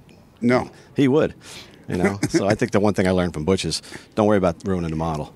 It'll work its way out. Okay. So, and because I think people worry about destroying a model. I mean, we all do. I mean, I still do. Oh, sure. But if you just take your time with it. Well, then there's the old adage of if you want to try weathering and you're not sure, just grab yourself something cheap. Yeah. And have at it. But you know what? At the same time, let's say you spent 20 hours on an Athearn Blue Box. You're stuck on an Athearn Blue Box. Yeah. I could have spent the 20 hours on a Scale Trains kit and had some masterpiece, So for sure. So I'm really not worried about it. And you talk to some weatherers, like, I don't know if this guy named Gary Christensen at one point. He was unbelievable, the stuff he would put out. And you would talk to him, and he said some things just didn't turn out, and they went into the garbage bin. Well, and weathering has become a big aspect of the hobby now. It has, yeah. It's like an artistic flow of the hobby. It is. And you're always learning different techniques, and what works for one guy may not work for the other, or maybe a combination of things may work for you. It's all, what comes out on the end of the brush. I know I interviewed Ted DiIorio. It's a hard name to say. It's not as hard to say as Oppedisano? Oppedisano. What is it with you guys and all these? I don't know. Too many vowels, right? Yeah. DiIorio, right? DiIorio. Yeah. And, he was doing this clinic all weekend. And, I mean, his simple method of doing weathering is for people that, aren't into it. It's an easy way to learn and how to get into it. Yeah. And it changes a model. I mean, isn't that what the thing about weathering is? It just literally changes a model from a plastic model to realistic that fits in a scene. It really brings it to life. Yeah. I have another friend, Neil Schofield and Stephen Kearns. Neil Schofield, he's an artist, that guy. Absolute artist, and he's fast. I call him the machine. Yeah. He is a machine. He's that fast. He's really inspiring, both those guys. I mean, yeah. Really. So what's the model railroading scene around York, Pennsylvania? What's it like? I think there are a bunch of modelers, but I think a lot of lone wolf modelers. Yeah. And Butch and I are on our own. We're just doing our own thing. Right. I mean, there are clubs and some organizations that just don't belong to them anymore. Right. Yeah. And now you're building a 1,200 square foot layout. Yes. No, you're going to need operators. Yeah, eventually. Building, they will come, right? So like pretty much. Right? Like the ballpark, Yeah. Building, they'll come. So now I should tell you, what I would say to anybody like you that's building it, you should have a Facebook page about this. I have an Instagram page. I have a very small footprint on Instagram, extremely small. Okay, what's the Instagram? It's BNSF Lakeside Sub. Okay, BNSF Lakeside Sub. You should put that on Facebook as well. Yeah, it'll get out there eventually. Okay. Because people will want to see it. I mean, this is an interesting story. If you don't mind me asking, how old of a gentleman are you? I am 57. Okay, so at roughly 52, 53 years of age, you started this layout. Yes. So, I mean, that's an interesting story in itself. You know, kind of you're starting your lifelong, you're not old, but I mean, you're starting your lifelong, a lot of guys have had built layouts when they're 30s. Well, you know, just life got in the way. I traveled around in a previous job and constantly on the move and just wasn't able to In trouble with the law? Or? No, military. Well, you were in the military? I was military. So. For how long? I did about 25 total. Really, eh? In what arm of the Air Force? Air Force. Air Force. And I think you were telling Dave Owens there earlier you were a pilot. I was. Wow. And still am. And still am? I am. For the Air Force, or? No, I'm a captain and a major at a commercial airline. Okay. Can you mention the airline? Sure, Southwest. Okay. We are one of our regulars, Tracy Boyd. She's the official flight attendant of the AML Nation. She's been with the Southwest for years. Yeah. It's a great company, really. It's a fantastic company. What do you fly? Mostly like 737s? We fly 3 versions of the 737 right now, the 737, 700, 800, and the MAX 8. The MAX? MAX 8, and shortly to get the MAX 7 when that gets released by Boeing. What's the MAX like? What's the difference between a MAX and a 700? Well, it goes from the 700 to the 800, a little larger airframe. Right. A few more seats. And then the MAX is a modern version of the 800, a lot of composite, lighter weight, bigger engines. Okay, lighter weight and bigger engines. More fuel efficient. My buddy Bill Pullen, his father was a test pilot for de Havilland. Oh, yeah. And he's been a lifelong pilot. His dad also had a Bush plane, and Bill was flying, with his dad by the time he was 5. So my buddy, and he flies for Air Canada now. And, I mean, he loves it. He just loves it. He takes me up in his float plane and stuff. And that's nice. I think it's a real knack to be able to fly a plane because he's always saying to me, you do it. You try it. You try it. And I'm like, no. And I will steer it. But, you start doing the pedal thing, and it's like, nah, I'm out. You could do it. It's just a matter of applying yourself. Yeah, I understand. Yeah. But you must. It's something that is probably like model railroading. Eh? Flying, it gets into you, and yeah, it's in your blood. You kind of. It's one of those professions where you love it. It's not something you can force somebody into. Yeah, you have to love it because there's a lot goes into it. A lot of responsibility. Exactly. Ton of responsibility. Yeah, you have to like to be responsible for others, I guess. Just don't think about it. Just go and do it. Do it right. Yeah, do it right. Much. And then in the Air Force, you flew fighters and stuff? I did. Wow. Again, a fun time. I recommend it to everybody. So how would you, did you have to go to like university to get into that part of the Air Force? Or did you, how do you get to be a fighter pilot? You had to first get commissioned. So in the U.S., you need to go to a commissioning source, whether that would be the Air Force Academy, ROTC, Reserve Officer Training Corps, or Officer Training School. Okay. I was a ROTC graduate out of Rutgers. Okay. University of New Jersey. Right. And so would you enter the Air Force as like a lieutenant or something? Enter as a second lieutenant. Okay. Go on to training. Go to training for, if you're going to pilot training, you have to complete. It starts now. It's about a year-long course. Okay. Starting at T6, Texan. And I'm assuming there's a lot of sort of courses to test your...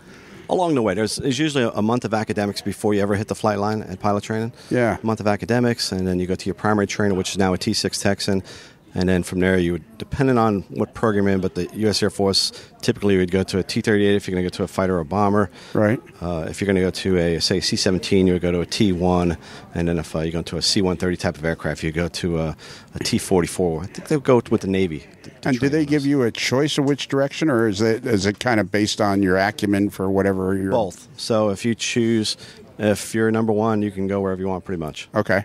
If you're at the bottom, you're going to go... to wherever you wind up, right? So, but it's still great. It's just a matter. It's like going to a candy store. Yeah, you want the Three Musketeers, or you want the Reese's peanut butter cups. Right, it's all good. Okay, and okay, so let's get back to model railroading because I'm fascinated by it. So I'm assuming then basically because you're in the Air Force, you're constantly being moved from one base to another. About every 3 years, we're moving. Right. Whether it's an overseas move back to the States, and so I think I moved about 16 or 17 times when I was on. That must have been hard on you. It was more harder on the wife, Right. But it was fun. So how did you maintain your modeling? How did you maintain your interest in model railroading as you were being moved from one place to the other? It would just get packed up in a box. And, I remember packing up some modules that moved with me overseas, but they were relatively small. We have a buddy of ours, Chris Stilson.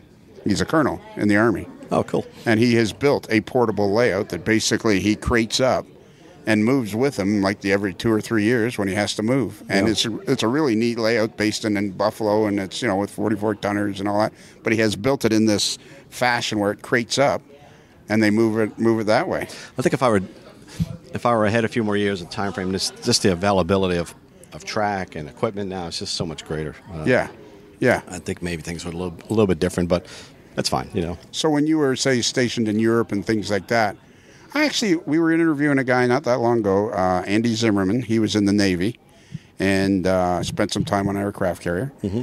And he said that the stores for the servicemen, there was actually hobby sections in these, whatever the exchange. Yeah. He'd say there was hobby sections in some of the exchanges. Did you ever run across that? No, we didn't have any most of our hobby shops were, either stereo hobby shops, stuff like that, but not anything modeling. Okay. And when I was in Germany, I made a friend, one of the German hobby shop owners. We became friends, and we would always talk. And right, yeah. So, but that was more plastic models and trains. So, how would you get most of your supplies back in the 90s? And just mail order it. Yeah. I remember sitting overseas, and the Athearn Blue Box -9 was just released, and thinking, "Wow, look at this thing! what an amazing model!" Yeah. And you compare it to now, it's like, wow, pretty wild. And so now BNSF has become your main stay. Yeah, I originally started off way back as a Southern Pacific guy. I still love Southern Pacific to this day, but it's just kind of a fallen flag type of thing. Let's maybe get on with the times, and then went on to Santa Fe and war bonnets, thinking I'd maybe do an Oklahoma-based Curtis Hill to Amarillo type of layout.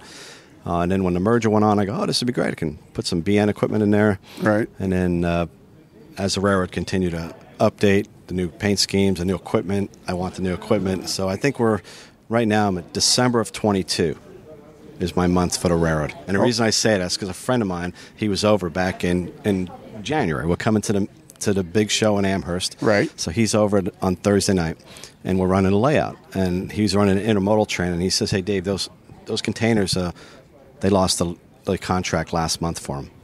So those are no longer prototypical on that train." I'm like, all right, I'm not Matt.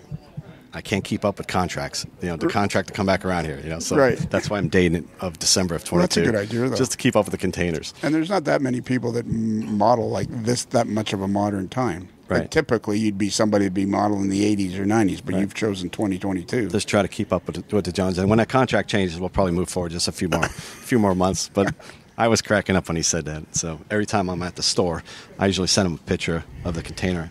Right. And he'll check the computer, say that's applicable for the Northern Transcon, so that's good to go. So when you were still in the Air Force, were you going from kind of club to club, or? No, no. Some of the places I was in, there was a club, but I was pretty busy. Right. Yeah. Just didn't have time, and I wasn't able to be, starting a new family and so forth. So. Right. So some of these questions seem kind of goofy, maybe, but I'm kind of fascinated by the fact, how did you decide what bench work to use when you've just turned 50, you're settled down now, well, you're with Southwest? That's actually a good question. Most lumber warps and twists. Yeah. So in my basement, I was trying to maximize the storage space underneath the layout. Okay. So I went with using I-joists for typically using home construction. Right. So I use I-joists for the main frame construction. Okay. And the reason I use them is because they're straight. Yeah. Not only straight, but they're long. I-joists. I-joists. What is an I-joist? It's basically a plywood I-beam. Okay. So you see them, a lot of new homes have Yeah. Oh, I see what you're saying. Yeah. So okay. I use I-joists for construction. It gives me, number one, they're straight. They're not going to warp. Number two, it gives me a lot of uninterrupted floor space for storage. Yeah. So the wife has claimed that any storage underneath the layout belongs to the wife. And so we have a number of decorations pretty much for every holiday you can come up with. Yeah. So now, is the basement finished? Yes. I finished the basement before I built the layout. All right, good. So spent a little time doing that, and it's all... So you're using plywood I-joists for the main frame, and then on top of that, basically open frame, whatever is required.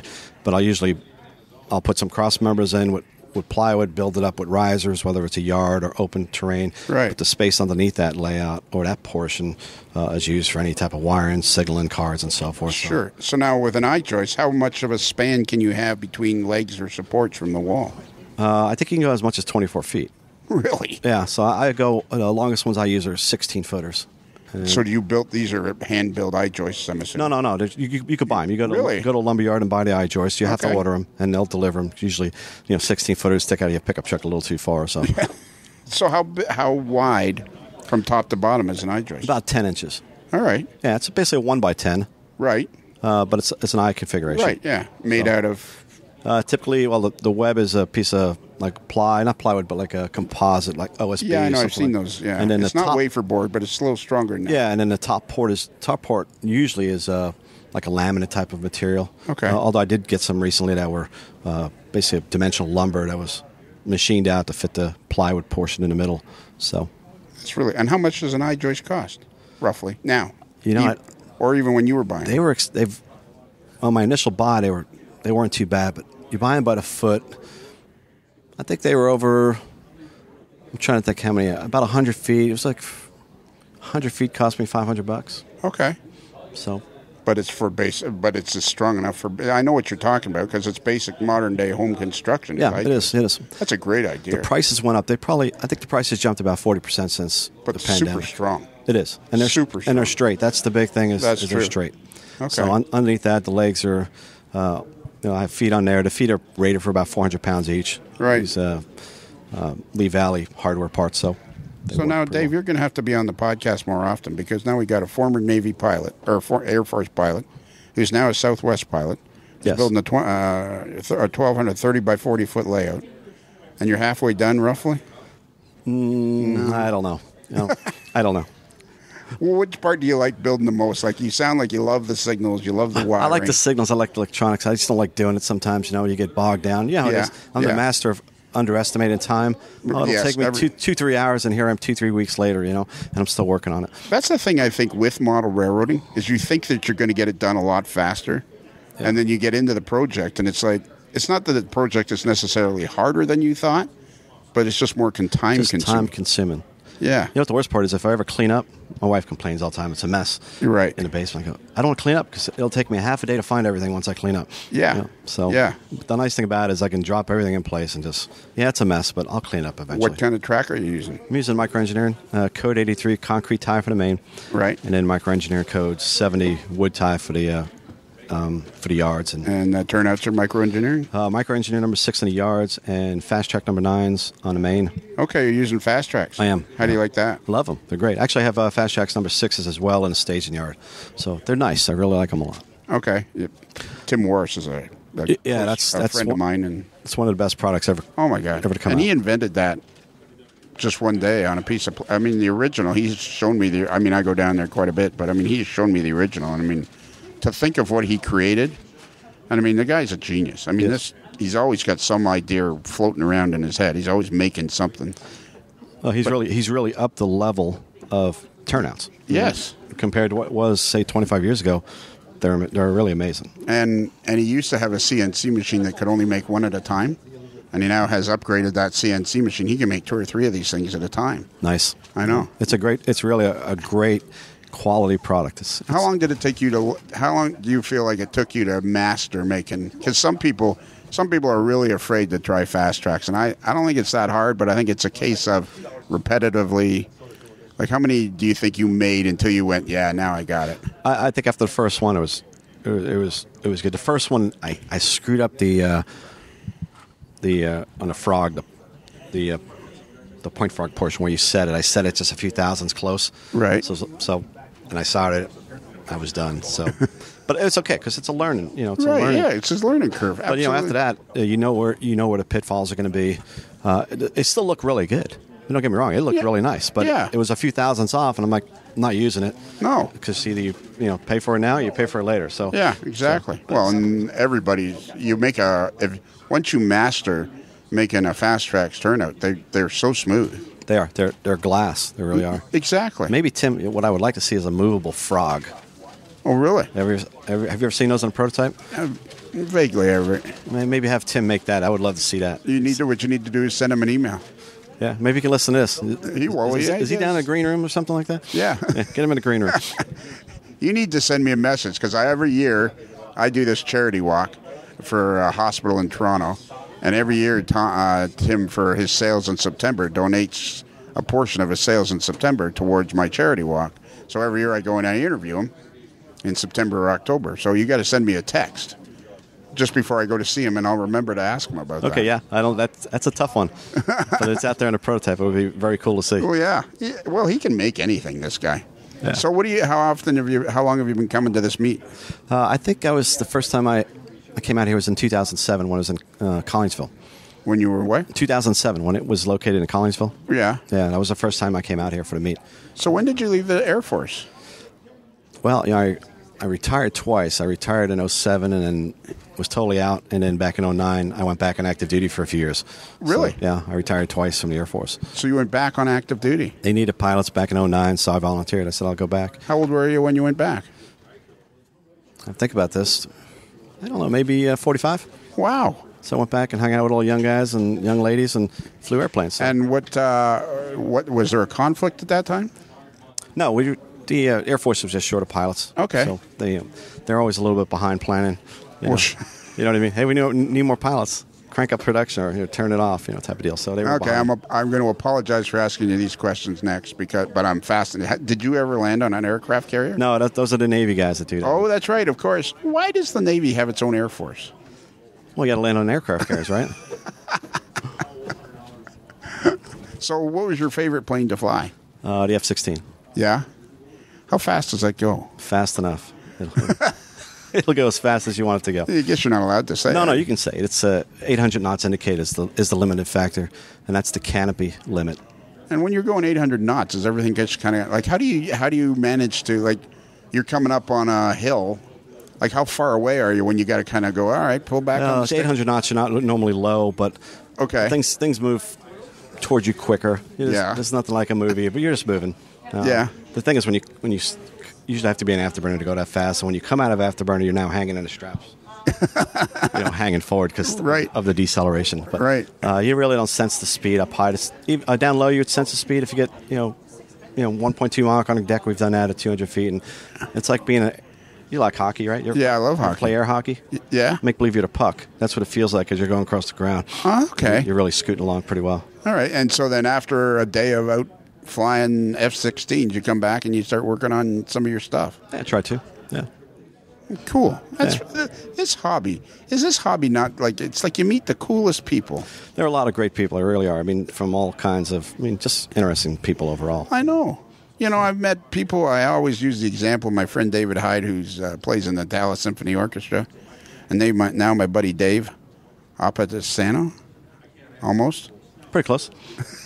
Say it again. Oppedisano. Oppedisano. That's the way it's spelled. You know what? It's one of those names that once you get it. You get it. You get it. Oppedisano. It actually makes sense. Yeah. But, you meet so many interesting people from so many cool facets of life. And now here you guys, and now you're talking about Butch. Now, Butch Eiler, that's a name that people recognize. They do. Yeah, Butch he's an institution. He really is. Yeah, an institution. Good one. I like that. Great guy. If normally at these meets, Butch has his own table. Yeah. And he sits down and I was kind of disappointed he wasn't here. Well, you know what? Let's get him on the phone and we'll harass him. Yeah, we'll get him on better than that. We'll get him on the podcast. And harass him on a... Actually, what we'll do is we'll get it all organized. We'll get you and him on the podcast one day. That'd be great. Well, if you ever come to show him, Butch usually sits down and does live weathering. But, he'll take people and shows people how to take their car and shows them his procedures, his techniques. Just awesome, Well, that's one of the things I've heard about him is it's like there's no secrets. Butch likes people to know how he's doing it to spread the word. There's some guys that won't tell you what they're doing, but, he's taught me a lot of stuff. Any graffiti I've done is due to Butch's, instruction. Right. So what do you like? Which part of weathering do you like doing the graffiti? Do you like the weathering? The graffiti is one of those necessary evils. Right. I'd rather do something without it if I could. Okay. Sometimes if you want to really replicate a certain car, you have to put it on there. So before you started this layout, did you have a fairly good cache of locomotives and cars, or are you building the locomotives and cars at the same time you're building? I've had a pretty good cache, and it's how it is. It's a little I know how it is. It keeps on growing. I think it might be a sickness. I don't know. It's something. I'm beginning to think it like when we're born. There's like a model railroad ferry that goes from hospital to hospital and sprinkles like model railroad pixie dust on certain people. But I think it's, if you get into any hobbies, even whether you're doing plastic models, you talk to these guys have stashes of, Oh, yeah. thousands of models that will never get built. But, Well, it's kind of the same thing we were just talking about. It's this, oh, yeah, I'm going to build that. Yeah. So you don't want to pass it by and not buy it. Well, I think sometimes, like you said, if you don't get it, you may never get it. Right. That's one of the things. But in terms of building, for me at least, it had to be a point where I go, okay, I got to do something here. Yeah. Just get off my butt and do something. Because we're going to armchair model till we're 90 years old. But yeah. So I'm assuming then, because you started on the layout a few years ago, like I guess basically 5 years ago. Yeah, 5 years. Is this when you finally retired from the Air Force and you and your wife settled down? No, we had lived in the house for a few years. I redid the basement myself. I remodeled it, and I think it took about 3 years to remodel the basement, and then finally said, okay, this is the time to start. So it's where do you fly out of? Where's your home base in Southwest? I'm based out of Baltimore, Maryland. Okay, that's where Tracy is based out of. She's based out of. I got to make sure you two guys run into each other somewhere along the way. I think we have about 1,200 pilots based out of Baltimore. We got a lot. I know, and a lot of flight attendants. Exactly, there's thousands.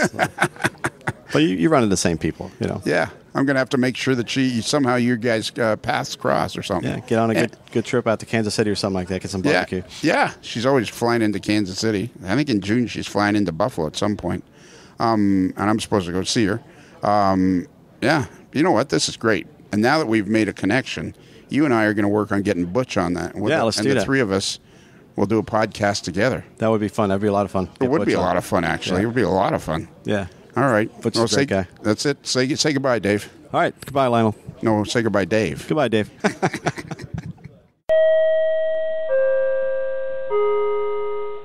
Okay, so now I'm sitting here with Ted DiIorio.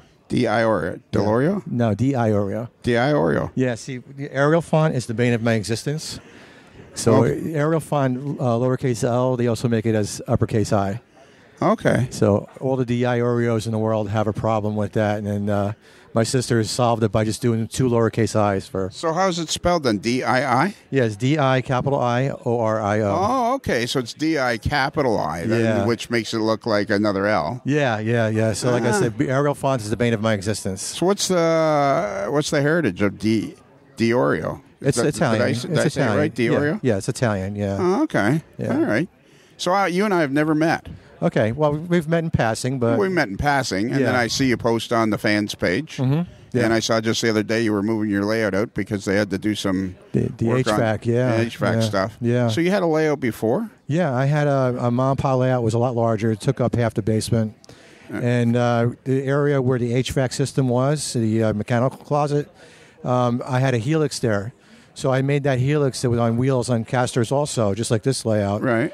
And if I ever, God forbid, ever had to move it out of the way to get the HVAC system out or whatever, all I had to do was cut the track, unbolt it from the rest of the layout, and it would roll across the room. Okay. So when I built the smaller layout, which is like a British-style shadow box type layout, 2 sides to it, I decided I'm going to put the wheels on it again so it's easier to roll it out into the middle of the floor, to work on it. I keep it in that corner. And it worked out good because our HVAC system just died out on us last week. So why the layout change? It's a funny story. My wife... Hang on now. We have a rule on podcast? Yes, sir. You tell a story, and then I'll decide if it's funny. Okay. It might be a funny story. Let me tell you, all right? My wife, I love her to death. She is my sweetheart of all sweethearts. But she's very flaky sometimes with things that she decides to do, what she doesn't want to do. Right. So we have a townhouse that we live in, and we're both, of age that we can go to a 55 and older community if we wanted to. And she said to me a couple of years back before COVID, she said, you know what, I think we need to downsize. I'm like, all right. You sure about that? She goes, yeah, I want to get like a single level, maybe 55 and older community. I was still working at the time. Right. I just retired last year. I said, all right. Are you serious? She goes, yeah, I'm serious. I said, all right. So I said, okay, I'll have to take the layout down. The layout was built in sections, so it wasn't that hard to take it down. Okay. And it was based on the Mom and Pa, and I had belonged to the Mom and Pa Society. So I put a little advertisement out on the email list, and I said, anybody who wants to lay out for free, you have to come take it out and haul it away. Right. And I gave it away. You had takers?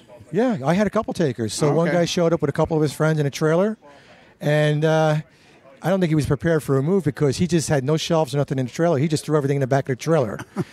Most of the layout was built out of gator foam, which is very lightweight material but very strong. Right, yeah, I was talking to Jim Lincoln about that earlier. Yeah, and Jim has seen the layout, so he knows it. And the only thing that was built out of wood was the helix. Okay. So they had the helix leaned against the side of the trailer, everything else in the middle. And I said to the guy, "Are you gonna, like, kind of reinforce some of this stuff?" No, I'm gonna drive careful. I'm like, "All right." yeah, real careful. And so my friend Ralph Heiss was helping me out, and we're looking at each other. He goes, "That's gonna be trash by the time he gets it down." He was going to York, PA, from New Jersey. Right. So it's about 2.5 hour drive. And I said, "Yeah, but you know what? He's getting it for free. Once it's out of my house, I don't care what happens to it." Right. Yeah. So he took it away, and they drove away happy as anything. 2 weeks later, I sent him an email. "How'd you make out?" He didn't respond. So I'm like, that kind of answers the question. So how did you get on the gator foam? I was looking for some, because I was thinking about, if I got to move, or, I was experimenting with it. Right. My friend Ted Pamperin, who has this CNO, Beautiful layout. CNO layout. Oh my gosh. He did all his sub-road bed with gator foam. Right. And he had a source for it. So I was like toying around with it, and I said, "Ted, you use this stuff?" He goes, "Yeah." I said, "You think this would hold up for like bench work?" He goes, "Yeah, it's pretty rigid, the way it's made." So he had a whole bunch of sheets left over, and he gave it to me for free. Oh. So I says, "All right." So I took it to my friend Dave Ramos' house, and we ripped it down into 1x4s on his table saw, and we had enough to build these sections. Originally, it was going to be for a East Broad Top layout. I was into HON3. And at that time, I was going through divorce. And unfortunately, I had a bunch of really beautiful brass EBT stuff, and I had a lawyer's bill came due, and I had to pay the lawyer. So I'm like, well, this is going to put this kibosh on it. So what I sold one of the engines for, I was able to populate my whole rouster for the mom pa, because the mom pa brass is very cheap. Right. Yeah, so that's how I went into the mom pa. And Okay. I modeled that for a good 10 years. So All right. I had a website up and everything. You sent all the names you're dropping there. Ralph Heiss, of course. I know Ralph through Dave Abelise. Mm-hmm. Ted Pamperin. I got to visit Ted's layout with Dave Abelise. Yeah. And of course, Dave Ramos. Yeah. Mm-hmm. Who I like it when he yells at me in Spanish. Yeah. He's funny like that. He's a good guy. He's a good guy. So whereabouts do you live exactly? Not exactly, but roughly. Well, I live in New Jersey. But most of those guys live up North Jersey. I'm in what's called Central Jersey. Okay. And if you ask people from South Jersey and North Jersey, they'll tell you there's no such thing as Central Jersey. But everybody, and it's one of the things like in New Jersey, like they have the war about what's pork roll. Is a pork roll or Taylor ham? I don't know if you've ever heard that, because it's a very regional thing. It's a breakfast meat that's only in New Jersey and Philly area. So how do you pronounce the Norfolk station name? How do you pronounce Norfolk? Norfolk? Yeah, like where the station, where Dave Abeley's Penn Central station is, and all. Oh, in Newark. Newark. Yeah, how do you pronounce that? Newark. Well, in New Jersey, it's Newark. Well, but Dave pronounces it Newark. Newark. Yeah. Oh, okay. And I'm like, no, that's not it. And he says, yeah, he insists that it's Newark. Newark, yeah. I mean, I grew up next town over from Newark, so we always called it Newark. Okay. Well, I'm going to go with what you say. But if you go to Delaware and you go to Newark, Delaware, and you say Newark, they get really mad at you. Oh, yeah? They say, no, it's Newark. I said, then why did you make it all one word? Yeah. Well, I said, not just new and then arc, So have you been a Jersey guy your whole life? Yeah. I grew up and born and raised in New Jersey. Okay. Yeah. So now, what is it you've been doing here? Because Dave Owens has been talking to me about this ever since forever. He was so excited about you doing this make and take. Oh, yeah. Yeah, I do this. Let me just take a quick drink here. Sure. We don't have time for drinks, so. Yeah. And I kind of stumbled across this way of doing weathering by accident. I had pans pastels like everybody else for a while, and I wasn't really happy with my progress with that. And, if you touch it, it would kind of rub off on you. And I happened to find Mig Jimenez, who's the owner of Ammo by Mig over in Spain. And he's a big military guy, armor guy, also does the mechas and stuff like that. And he's got all these videos on YouTube, how-to videos and stuff. And it's kind of stumbled across. He does this one video, and I always show it every time I do my clinic. And it's a Farmall tractor, and it was out of a kit, and all the shiny plastic pieces on it. It looks like a toy. Yeah. He spent about 20 minutes total between two videos, 10 minutes on one video, 10 minutes on another video, using his washes, using his powdered pigments, using his chipping effect with the rust and stuff. And I watched this thing. I'm like, oh, my God, look how fast he did this and how realistic this looks. Yeah. I mean, it looked like a weather-beaten, tractor sitting out in the field. So I said, I think I can adapt this to some of my models. So, I remember, I think it was John Pryke who's passed away since, but he wrote an article for MR that was about weathering and how you figure out your weathering. So he was talking about where, you have all your grime that comes down from the roof because you have, whether you're steam air, you might have the cinder dust up there, even diesel air, just a lot of dust and smoke that, coats the top of the car. When it rains, it streaks down the side of the car. Right. All right. So, and then I tell everybody when you're doing the bottom of the car, you have the dust that gets kicked up. So I use a lot of his powdered pigments for the dust on the bottom. So I took some of Mig Jimenez's techniques, I adapted it to my fleet of cars, and I liked how it came out. And I was doing a car, and once, I got used to it, I could do a car 10, 15 minutes. Really? Wow. I had it laid out that had 125 cars on it, and I wanted something that was quick and easy. I'm not doing like John Terry or Butch Eisler type stuff. Where Right. Yeah, I understand what you're doing. Yeah. You're wanting to get it done. But yeah, you want to get it done. good. I love what Butch does. I can sit there and watch Butch for hours because he's doing layer upon layer with oils and stuff like that. And my friend John Terry does the same thing. But that's not going to get me a fleet of cars really quickly. Right. So I started adapting this, and I was getting better and better at it. And I liked how it was coming out. I have 2 cars. Can I grab them real quick? And Sure, then go. Yeah, go ahead. I'll put on some elevator music.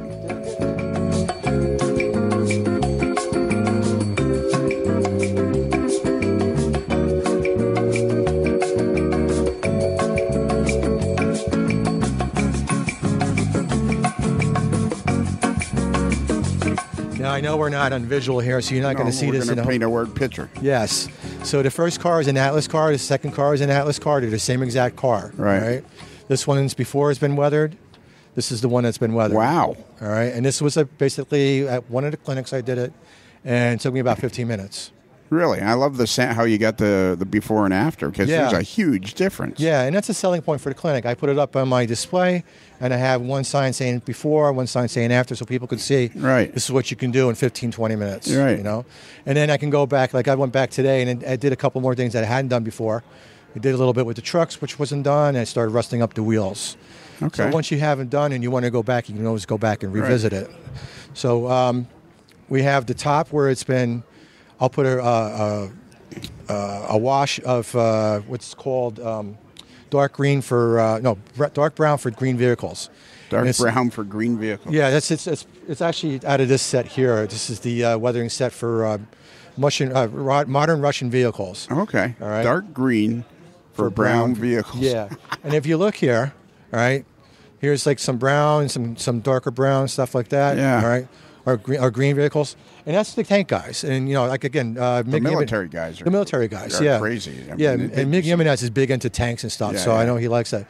So he developed it for that, but it works great on brown oxide for reds. It works great on some of the green vehicles. Beautiful. Yeah.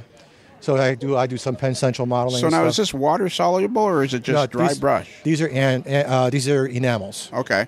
They're enamel, so you got to be a little bit careful with the fumes and stuff. Wear gloves and everything. But what I like about the enamels, say as opposed to an acrylic, the enamels have a lot more working time with them. Right. Where an acrylic will dry up really quick on you. Now, where did you buy this stuff? Well, there's a few hobby places in the U.S. It's hard to find it in the U.S. You come across more of the AK Interactive stuff, which is very popular in here. But I kind of like the MiG stuff, so I stick with MiG. And they used to be the same company, and they split. Sure, yeah. So I'm thinking a lot of the products are probably the same, but I like it. So do you buy it from Europe, or do you buy it? Yeah, actually, the last order I got, because I had a couple of places in the U.S. I was ordering from, but they're just getting too expensive. Okay. Those, the bottle from one of the bottles from MiG in Spain will be like $4.50. Right. These guys are hiking it up to $8, which is fine. I get it. But then they're charging you $15 to ship it. Yeah. It's a small little paint bottle. Yeah, so I'm like, this is getting crazy. So was it hard to order it from Spain? No, actually, it was very easy. Okay. And it's the first time I did it. Actually, just last week before we came here, I was... All right. And how long did it take to get here? 3 days. Perfect. It was FedEx Air. So just by me ordering, and he had this brand new set. It was every single enamel wash that he makes. They made it up as a set. And the set cost me $55. Right. Cost me $20-something to ship it via FedEx Air. And it's still a hell of a lot cheaper than me buying it from the guys in the U.S. So just so people know, because people will go to the site, what site are you going to? You're going to look up on Google Ammo by MiG. Ammo by MiG. It's Ammo by MiG, yeah. AMMOMIG. Yeah. So Ammo by MiG. And with And they're like paint size, like paint bottle size bottles. Right. And easy to work with. And what's great about this, what I do, these bottles last forever. Holy mackerel, that looks good. Yeah, because, let's see. That's medium rust. Give me 1 second. So here's one of the washes. So what we're looking at is the top of a toolbox where you would put your screwdrivers and what have you and files, and there's maybe 25, 30 bottles in there? Yeah, I got probably about 30 in there. Yeah. And there's pigments, there's washes and stuff. And here's the fun thing, all right? This is an ammunition box, so it's actually ammo by Megan ammo box. So, yeah. And it works out good. And I keep my paintbrushes and stuff. All right, cool. Bottom stuff. So I did that, and I used to always do different clinics for Dave up here. And, we'd do something on the layout I was building or whatever. Yeah. I said to Dave, I said, you want to do like a hands-on weathering clinic? I came up with this idea, and it's working out good. Maybe we could teach this to other people. So I think the first time I ever did it was when this meet was in Enfield, Connecticut. Okay. And it went over really big, and I said, oh, this is cool. So then everybody was like asking for it again the next day, and I did it again the next day, and then just built up from there. So all the local RPM meets know that I do this. Yeah. So I do this one. I was running an RPM meet for a while in New Jersey, so I would do it at my own. I do it every other year at Malvern, Pennsylvania, because they have that every other year. Sure, and then they do Valley Forge the other year. Well, Valley Forge is the Malvern one. Okay. And then the other one is Pittsburgh. And Pittsburgh guys were trying to get me to come out this year, but I just couldn't swing it. Right. So maybe the next time I'll go there. Yeah. And then I'll go down to Maryland to the MARPM. That's the one that Bernie Kopinski runs. Okay. Yeah. And I'll do it down there for him. So. Yeah, and what do you got? I think I saw 5 or 6 people at a time. Yeah, I can do a lot more if they give me the chairs. Okay. But, and I don't limit it. I mean, in Malvern, because it's a small room they put me in, I got to limit it. But most of the time, anybody who shows up, they can sit down and let them do it. Yeah, they just got to bring a car. So let me ask you a question. Let's get a little bit off topic, but I want to ask you this question. Yeah. What is it you enjoy about helping others to learn this? What is it about helping others that you enjoy so much? Well, I like to share the knowledge with people. Okay. And it just probably won't surprise you, I'm a retired teacher. Okay. So I taught for 27 years. Sure. And I'm a pastry chef and baker by trade. Are you really? So I taught baking and pastry and culinary arts course. Okay. At vocational school. Can you make me a cinnamon roll? Yeah, I could. Okay. Yeah. But no, I like. So I like teaching. Yeah, you like teaching. You like helping and sharing. And yeah. But that's a noble cause. Yeah. It is. It really is, and it's fun to see. I was walking by a couple of times because I knew I wanted to talk to you, and I was watching, and I mean, people were having a good time doing it. Yeah. So do you do it like every hour, or you just kind of as people show up, you sit them down? I used to do it, and I used to have come anytime you want, and then I find out I couldn't get up and walk and go to the model room or go to a clinic if I want. So I said, everybody said, set a time. So that's what I did. I do tomorrow. I'll do it again. It'll be 10 a.m. first one, and then after lunch it'll be 2 p.m. Okay, so you do twice a day. I do it twice, and then I still can get to a couple clinics. I can go shopping if I want. Right. Yeah. What does it take? About an hour? Overall? Yeah, about an hour or so. Okay. But I even had a couple of times. Like today, I was just finishing up, and somebody sat down right at the end. I said, "Yeah, guys, sit down." Okay, yeah. And I did a couple cars with them real quick. Yeah. So. And I hear today that you had somebody's wife and their daughter. Yeah. The one guy, he said, I'm not artistic. He says, I can't do this, but my wife and daughter love doing it. So yeah, go ahead, sit down. Yeah. And they did their cars, and they were happy. And I said to the daughter, I said, your dad's got another 1,000 cars you got to do, so just make sure you know how to do it. She started laughing. She goes, "Oh, I like doing this." I'm like, "All right, yeah." I find more and more ladies are getting into the hobby and really starting to enjoy it because it's such an artistic endeavor. Oh yeah. I've been trying to talk my wife into it, but she's like, "Yeah, no. Well, you got to have some sort of interest for sure." My wife says my hobby is trains and her hobby's shopping. So, so what about the new layout? What is it? The new layout is small. It's like the British style where they have the shadow box type things. I figure, if she decides to move, that can go out the door really easy. Okay. And so it's two-sided. It's actually probably like a 7 by. It's 3 modules that are bolted together. Okay. And it makes up about 7 by 4 foot wide. All right. Has a drop leaf on it, and so you go through the end of a back drop leaf. You put your train on it. You can run it onto the layout. Switch in the yard. Get the cars ready to go around the other side of the layout, where the other scene is where's the cement plant. So you said 7 by 4? It's roughly about 7 by 4, yeah. So it's like an 8 by 4 sheet of plywood. It's almost 8 by 4, yeah. And it's not really a sheet of plywood. It was like some odd dimensional lumber that I just slapped together into modules. So I had it lying around, and I just decided. And where to did you get the idea for the plan? It was just I'm using work right off of the real prototype track plans. Oh, really? Yeah, well, at least for Egypt yard. So the Ironton is a small little short line that hauls cement mainly out of the cement region in Pennsylvania. Okay. It was jointly owned half and half by the Lehigh Valley and the Reading. So a lot of their equipment was hand-me-downs from the Reading and from the Lehigh Valley. So they had a yard in Egypt, Pennsylvania. They would bring the train into the yard, and everything would be like a dog's breakfast of cars, and they have to marshal cars together to get it ready to go serve the different cement industries along the line. Right. So that's what the yard does, and then the other side is more of a generic scene because I don't have any good track plans for. But I'm laying. I got a couple of cement silos and some other buildings there, and there's going to be cement switching for the cement. So plant. tell me, so others can, because I feel like there is a movement towards smaller layouts. Well, and still there are some great. I think there's more and more great big layouts. Oh too. yeah. Way more because of things like this where it's so easy to weather cars. So tell me, are you getting the same satisfaction out of the layout even though it's considerably smaller? Yeah. I mean, because I'm laying track and I'm doing the wiring stuff, and I'm happy with it. But I'm like a dog that sees a squirrel, and I get sidetracked with stuff. So right. A buddy of mine talked me into joining the Penn Central Society, and I love Penn Central because I was a kid. Right. So all of a sudden I started buying models, and I'm doing Penn Central models for the RPM. So that kind of sidetracks me off the layout a little bit. Okay. But I still go back to the layout. I mean, I got a couple pieces of rolling stock from the layout here, the cabooses that I built. Yeah. And I'm, it's going to be something I want to, have a couple of people over to switch on. Yeah. Probably get about an hour or two switching on it. And I mean, if you build a small layout, there's nothing stopping you from building another small layout. Yeah. And this layout's actually, I could probably add on to it very easily. Just build another section along the wall. Right. And I could probably put another cement industry in there. So did you guys actually move or? No, we never moved. Okay. That's what I mean. That's what killed me. I mean, I didn't finish that story. I'm sorry. So I probably cut you off. That's okay. So what happened was that she said, I think we think we should move. So I took the old layout down, gave it away to the guy that trashed it. And then after I fixed the basement back up and the couch was in the right place again and everything was nice, she goes down in the basement, she's looking around. She goes, this really looks good down here now. I'm like, yeah. Then she said, I'm really thinking I don't want to move anymore. I'm like, you're killing me. Why?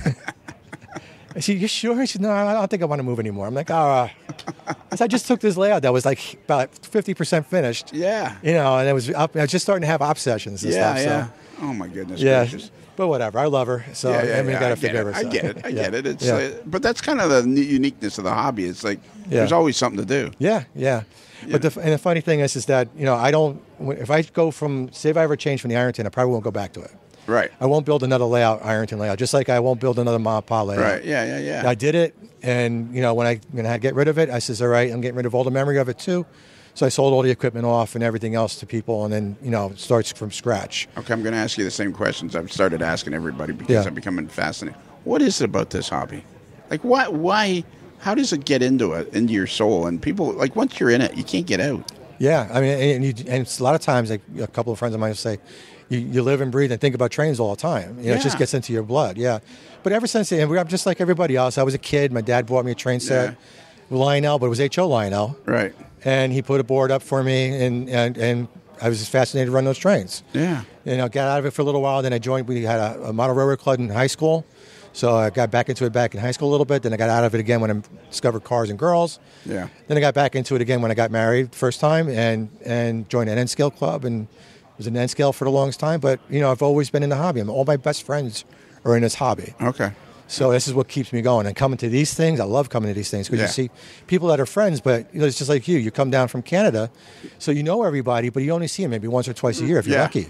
That's right. That's the beauty part of it. Yeah. Do you operate on layouts around the area? Yeah. I go operate on Ted Pamperin's layout every so often. I'm a regular operator on Perry Squire's layout. That's right. I saw a picture of you on the fan. Yeah. I operate on Dave Romas's. I operate on. What's Perry Squire's layout like? He does the Pittsburgh, Charlotte, and Northern in 1923 during Prohibition. So it's beautiful. And he's a master of building construction. Right. So he builds all these buildings and stuff, and they're the exact replica of the buildings. And he's great at it. And it's funny because he said he's run out of buildings for his layout, so now he's building all the buildings on Tom Schmieder's layout. Yeah, and he built a couple of buildings on Dave Abley's layout. Yeah. And Perry's great at it. Oh my God, he's a master model builder. You know, so, and I love it because it's a slow-paced layout. Right. And it's timetable and train order. And he has me. I I don't know why he has faith in me to do Angelical Yard, but I'm in the Angelical Yard. And I don't think I mess it up too bad because he keeps asking me to do it again. How many operators does he have? He'll have maybe 12 to 15, I think, at a time. He'll do a lot of two-man crews and stuff. All right. I'm going to have to get him on the podcast. Yeah, he's a great guy. Tell him I want to get him on the podcast. All right, yeah. You might have to do it over the phone or something. He doesn't really come out to the shows and stuff. I know. I'll have to. You might catch him in the winter show up here in Springfield. Okay. He comes up for the day. I might catch him in Dave's basement or something. Have you ever been to Dave Abley's? Yeah, I've been down there. Yeah, I've operated a couple kind of like times. going into the Keebler cookie factory? It seems like it. Yeah, I mean, Dave's got great stuff. I mean, and the signal system, especially when he does the nighttime. But I always say I get afraid when I go to his house and he does the night session. He's improving it because he's starting to put a lot more lighting on the floor and stuff. But the first time I went over and did the night session, I think I almost took his boiler out on him. I mean, he says, "Be careful of the concrete stump there." I'm like, and what do you know? I'm following my train. I hit the concrete and I falling over and I grabbed onto the pipes. I'm like, no, I shouldn't grab onto the pipes. I said, I'm going to blow his boiler up on him. And I got scared. I'm like, oh my God. I said, I don't know, maybe my night vision's not that great anymore. So, yeah. I saw you had some caution tape around it the last time. Yeah, I know. He does more and more every time. Because people give him feedback, and and say, you really should do that. But when you're looking at the trains and it's hitting those signals at nighttime, it's cool. It's beautiful. And that's what he's after. So I know. Yeah. What a great hobby, eh? Yeah, it is, yeah. It's something for everybody. I know. We'll have to have you on the podcast again. All right, cool. Yeah. Anytime, yeah. It'll be interesting to follow your progress because I think more people... I think there's lots of great big layouts. There's tons of larger layouts that are great. But I think there's a definite niche in the hobby for smaller layouts. And I think more people would get involved in the hobby even deeper. Sure, yeah. And it's funny because I think every time I build a layout, I go to a smaller layout each time saying, okay, I did the big layout. I'm going to do something a little more smaller, and then I'm going to do something a little bit more smaller. So... Yeah. And you don't have like a YouTube channel or anything of you doing No, this? I don't. No, I mean... You should think about doing that, maybe. I think I still have my Mom and Pa blog up if you ever want to check that out. But I don't... What is that? I don't contribute to it anymore. I think it's Mom and Pa 1943. Mom and Pa Railroad 1943 blog at Blogspot. All right. Yeah, so I think it's still up. I just haven't done nothing on it in about 5-6 years. Right. So, and it's Ted DiIorio. Ted DiIorio, yes. DiIorio. Yeah. DiIorio. Yes, sir. That's a cool name. Yeah. And am I saying Ted right? Yeah. Well, that's easy. Actually, my Ted is just my nickname. My full name is Diodato. What? So Diodato, DiIorio. And so when I go to the pharmacy, this is one older woman in the pharmacy. She calls me Mr. Binary because it looks like the binary card 01010101. So it's a lot of vowels. So who started calling you Ted? Your teachers or something? No, well, my grandfather, when he immigrated to the USA, I'm named after him. Okay. So his name was Diodato also. And I was named after him, which is a traditional thing to do in an Italian family. Well, I'm half Irish too. But sure, of course. My father and mother named me. My grandfather, when my grandfather immigrated here in the early 1900s, his friends said, you need to assimilate, and how you assimilate, you have to come up with you should have like an American name. Okay. So somebody figured out that Diodato and Theodore mean the same thing. It means given from God. Okay. So they said, well, it means the same thing, so why don't we just call you Teddy?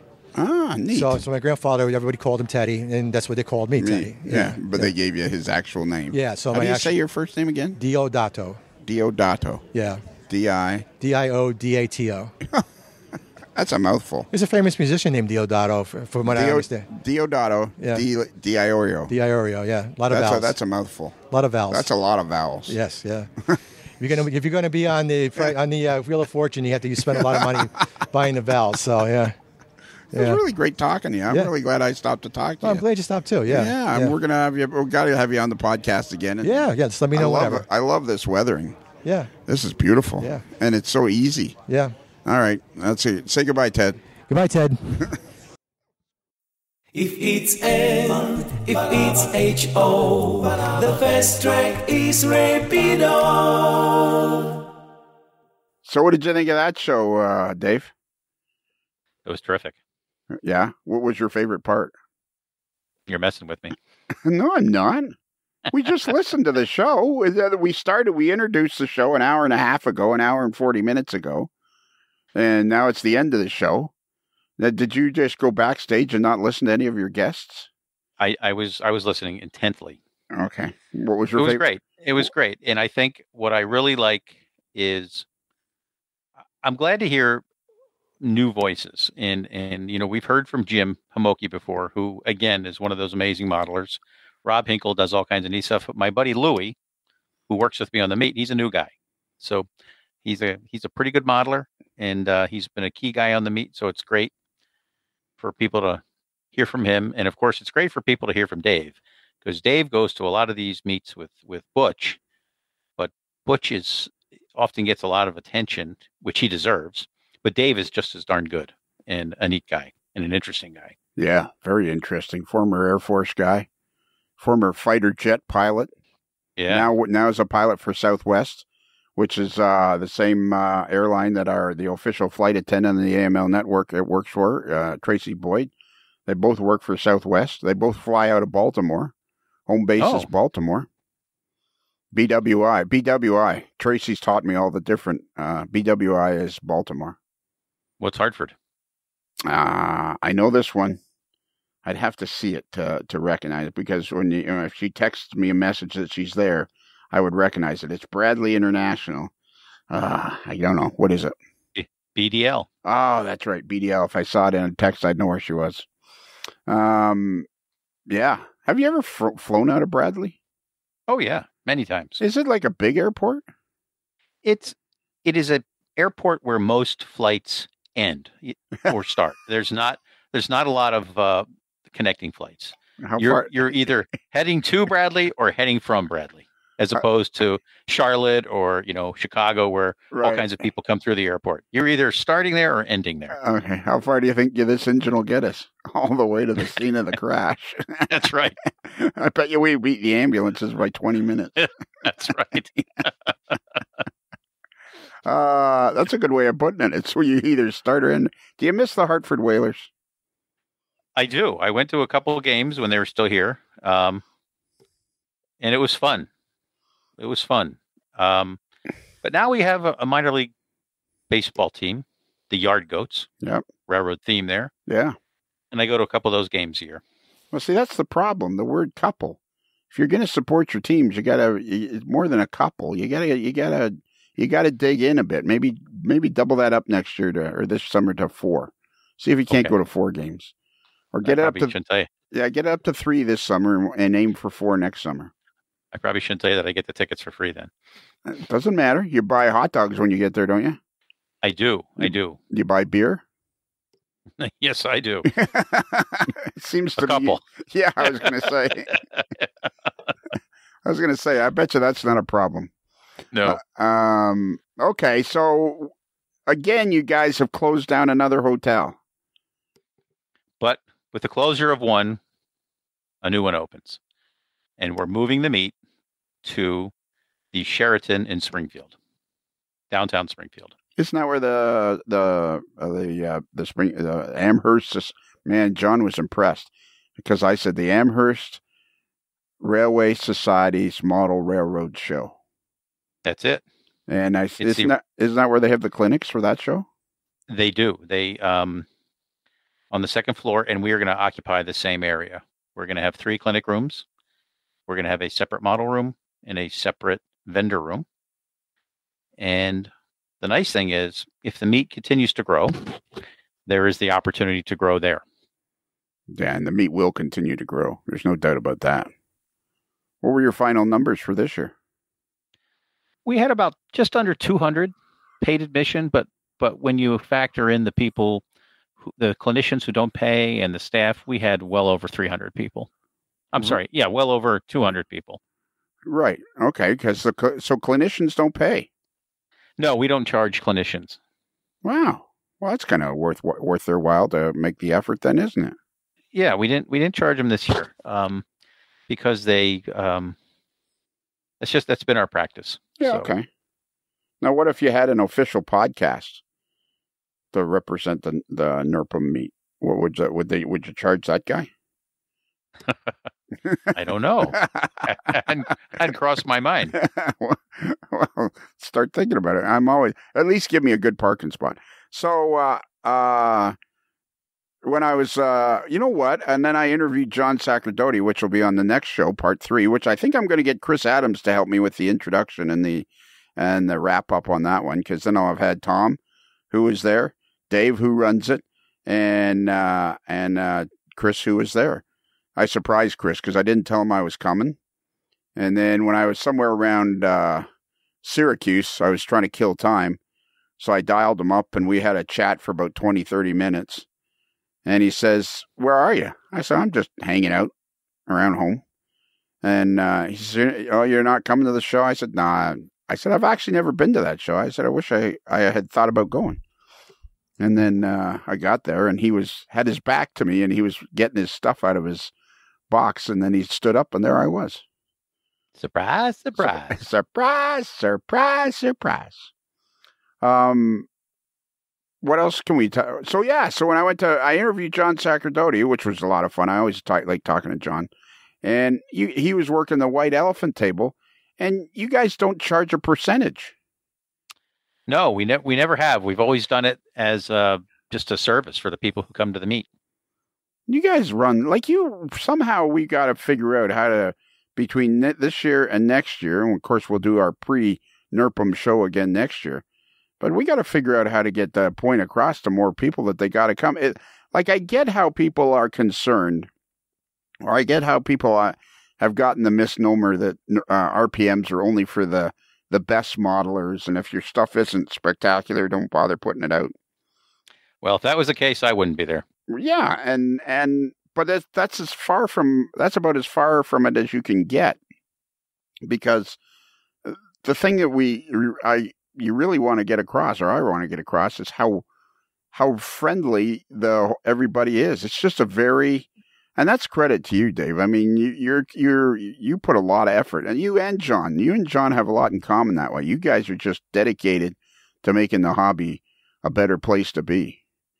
And well, we want people to we just want people to have fun. It's so simple, but we want to bring new people in. We want to expose them to this element of the hobby, because I think for a lot of people, it can be inspiring and something that they want to get involved with.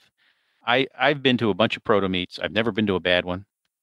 I think most of them have the same environment where everyone is welcome.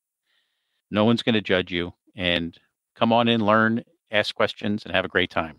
I think that's pretty much the way it goes everywhere. We make a special effort. I try to make sure people feel welcome, to try and do my best to let everybody know that we're glad that they're there, and just set the stage for them to have a great time. To know that they belong. To know that they belong there. Yeah, know that they belong. Know that they're welcome. That's the thing. And I mean, really, RPM meets are almost just an excuse to get together. And exactly. And it's like, well, if you're coming, and we're all model railroaders, bring some of your stuff to stick on the table so people can see it. Because I didn't see anybody being anything other than welcoming and friendly. I was just that was the feeling I left with, was like, man, what a great hobby. What a great area. What a great everything. I mean, I really enjoyed talking to Louis. And is it Louis or Louis? Some depends on the day of the week. I usually call him Louis. Okay, Louis. Segarra. I told him his name was very romantic. He'll love that. Which can be a little disconcerting from a heavy-set man in his 60s. All right. Louis can handle it. Yeah, we got to wrap this up now. So, are you okay if I get Chris to be help me host the Absolutely. All right. You're not going to feel Chris gets it. Chris is all about it. And I've asked Chris to help out a little bit for next year. Oh, did you? Yeah. And was he ready to go? Yeah. I want him to help me track down some more layouts for layout open houses on Sunday. All right. Okay. Yeah, there's got to be. And here's the thing I was going to tell you. So I talked to John Sacerdoti, and I actually have this on the air, talking directly to John Sacerdoti. Here's the way I put it. Now, John, we want you to run the Springfield show forever.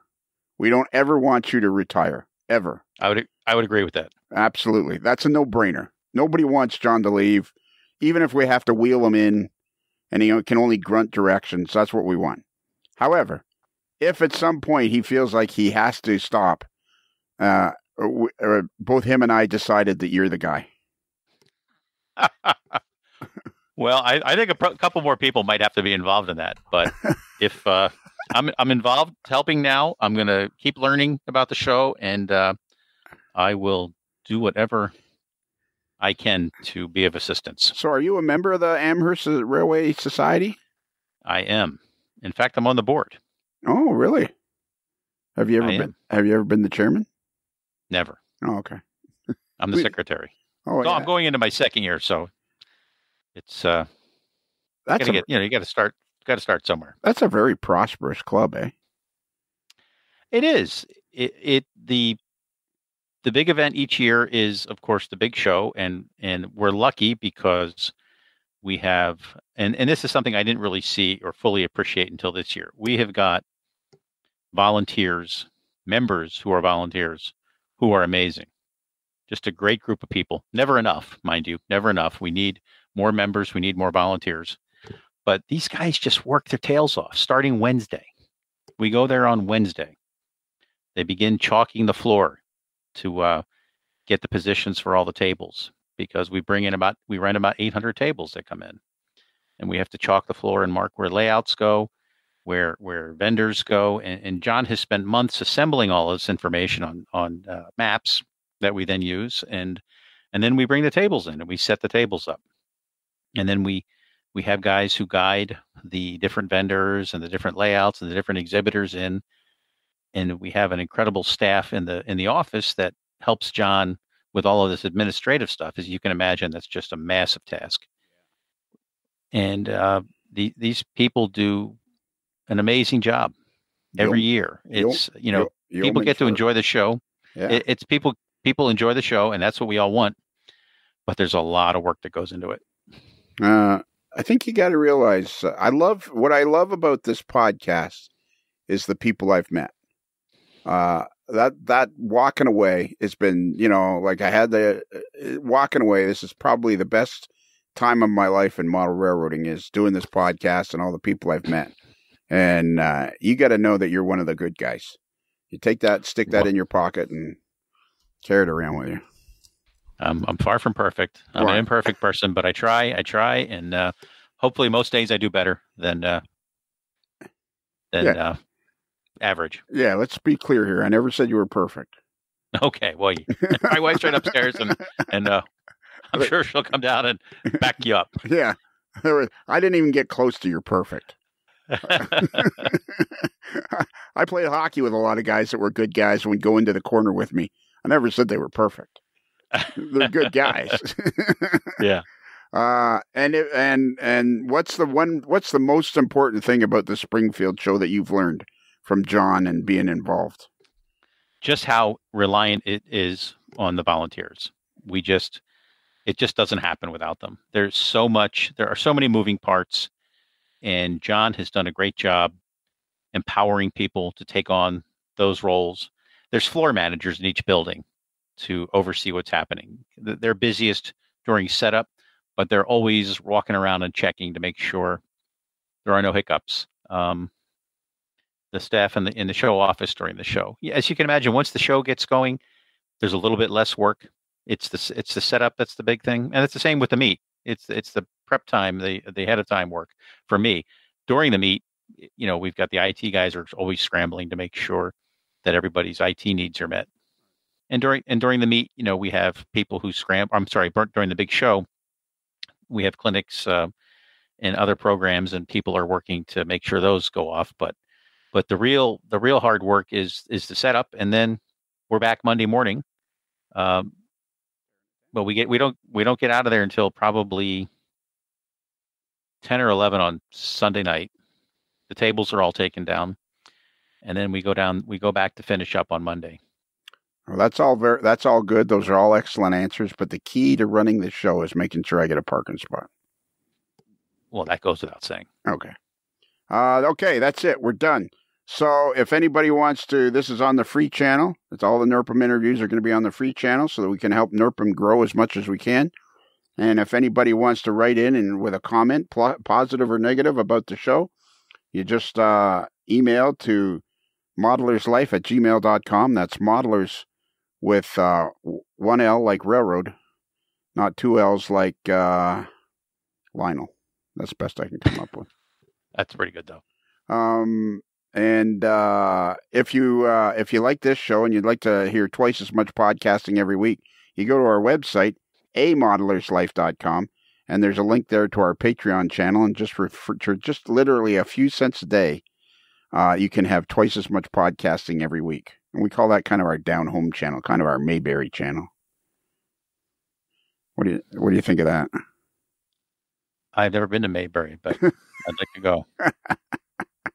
I used to watch Andy Griffith. There you go. It's like sitting on the porch with Andy Griffith, the Patreon channel. And we have a lot of Patreon supporters, well over 250. It's very, very fun. And let's see, what else do we got to tell you? I think that's pretty much it. And if you want, Dave, have you ever wanted a T-shirt with a hot dog on it? Who doesn't? Exactly. Just go to Midwest Model Railroad, and their URL is midwestmodelrr.com. Scroll across the menu bar and click on Other, and then the AML shop will be there, and boom, you're in a wonderland of AML merchandise. Hats, hoodies, mugs, T-shirts, and in there you'll find a T-shirt with a hot dog on it. The thing I like about them is I'm a big fan of model railroading, and I like show tunes, and there's a link there. Yes, there is. We'll discuss that someday. All right, are you ready? I am. So remember, a Modeler's Life podcast is considered marginally adequate by 6 out of 10 Broadway electricians. And the lights all went down in Massachusetts the day I left, they're standing on the road, trying to hitch a ride to San Francisco. Got to do the things I got to do, and the lights all went down in Massachusetts. A Modeler's Life is sponsored by Because I Love Sushi. You could love any old sushi, but would it love you back? It's another Lincoln Homer.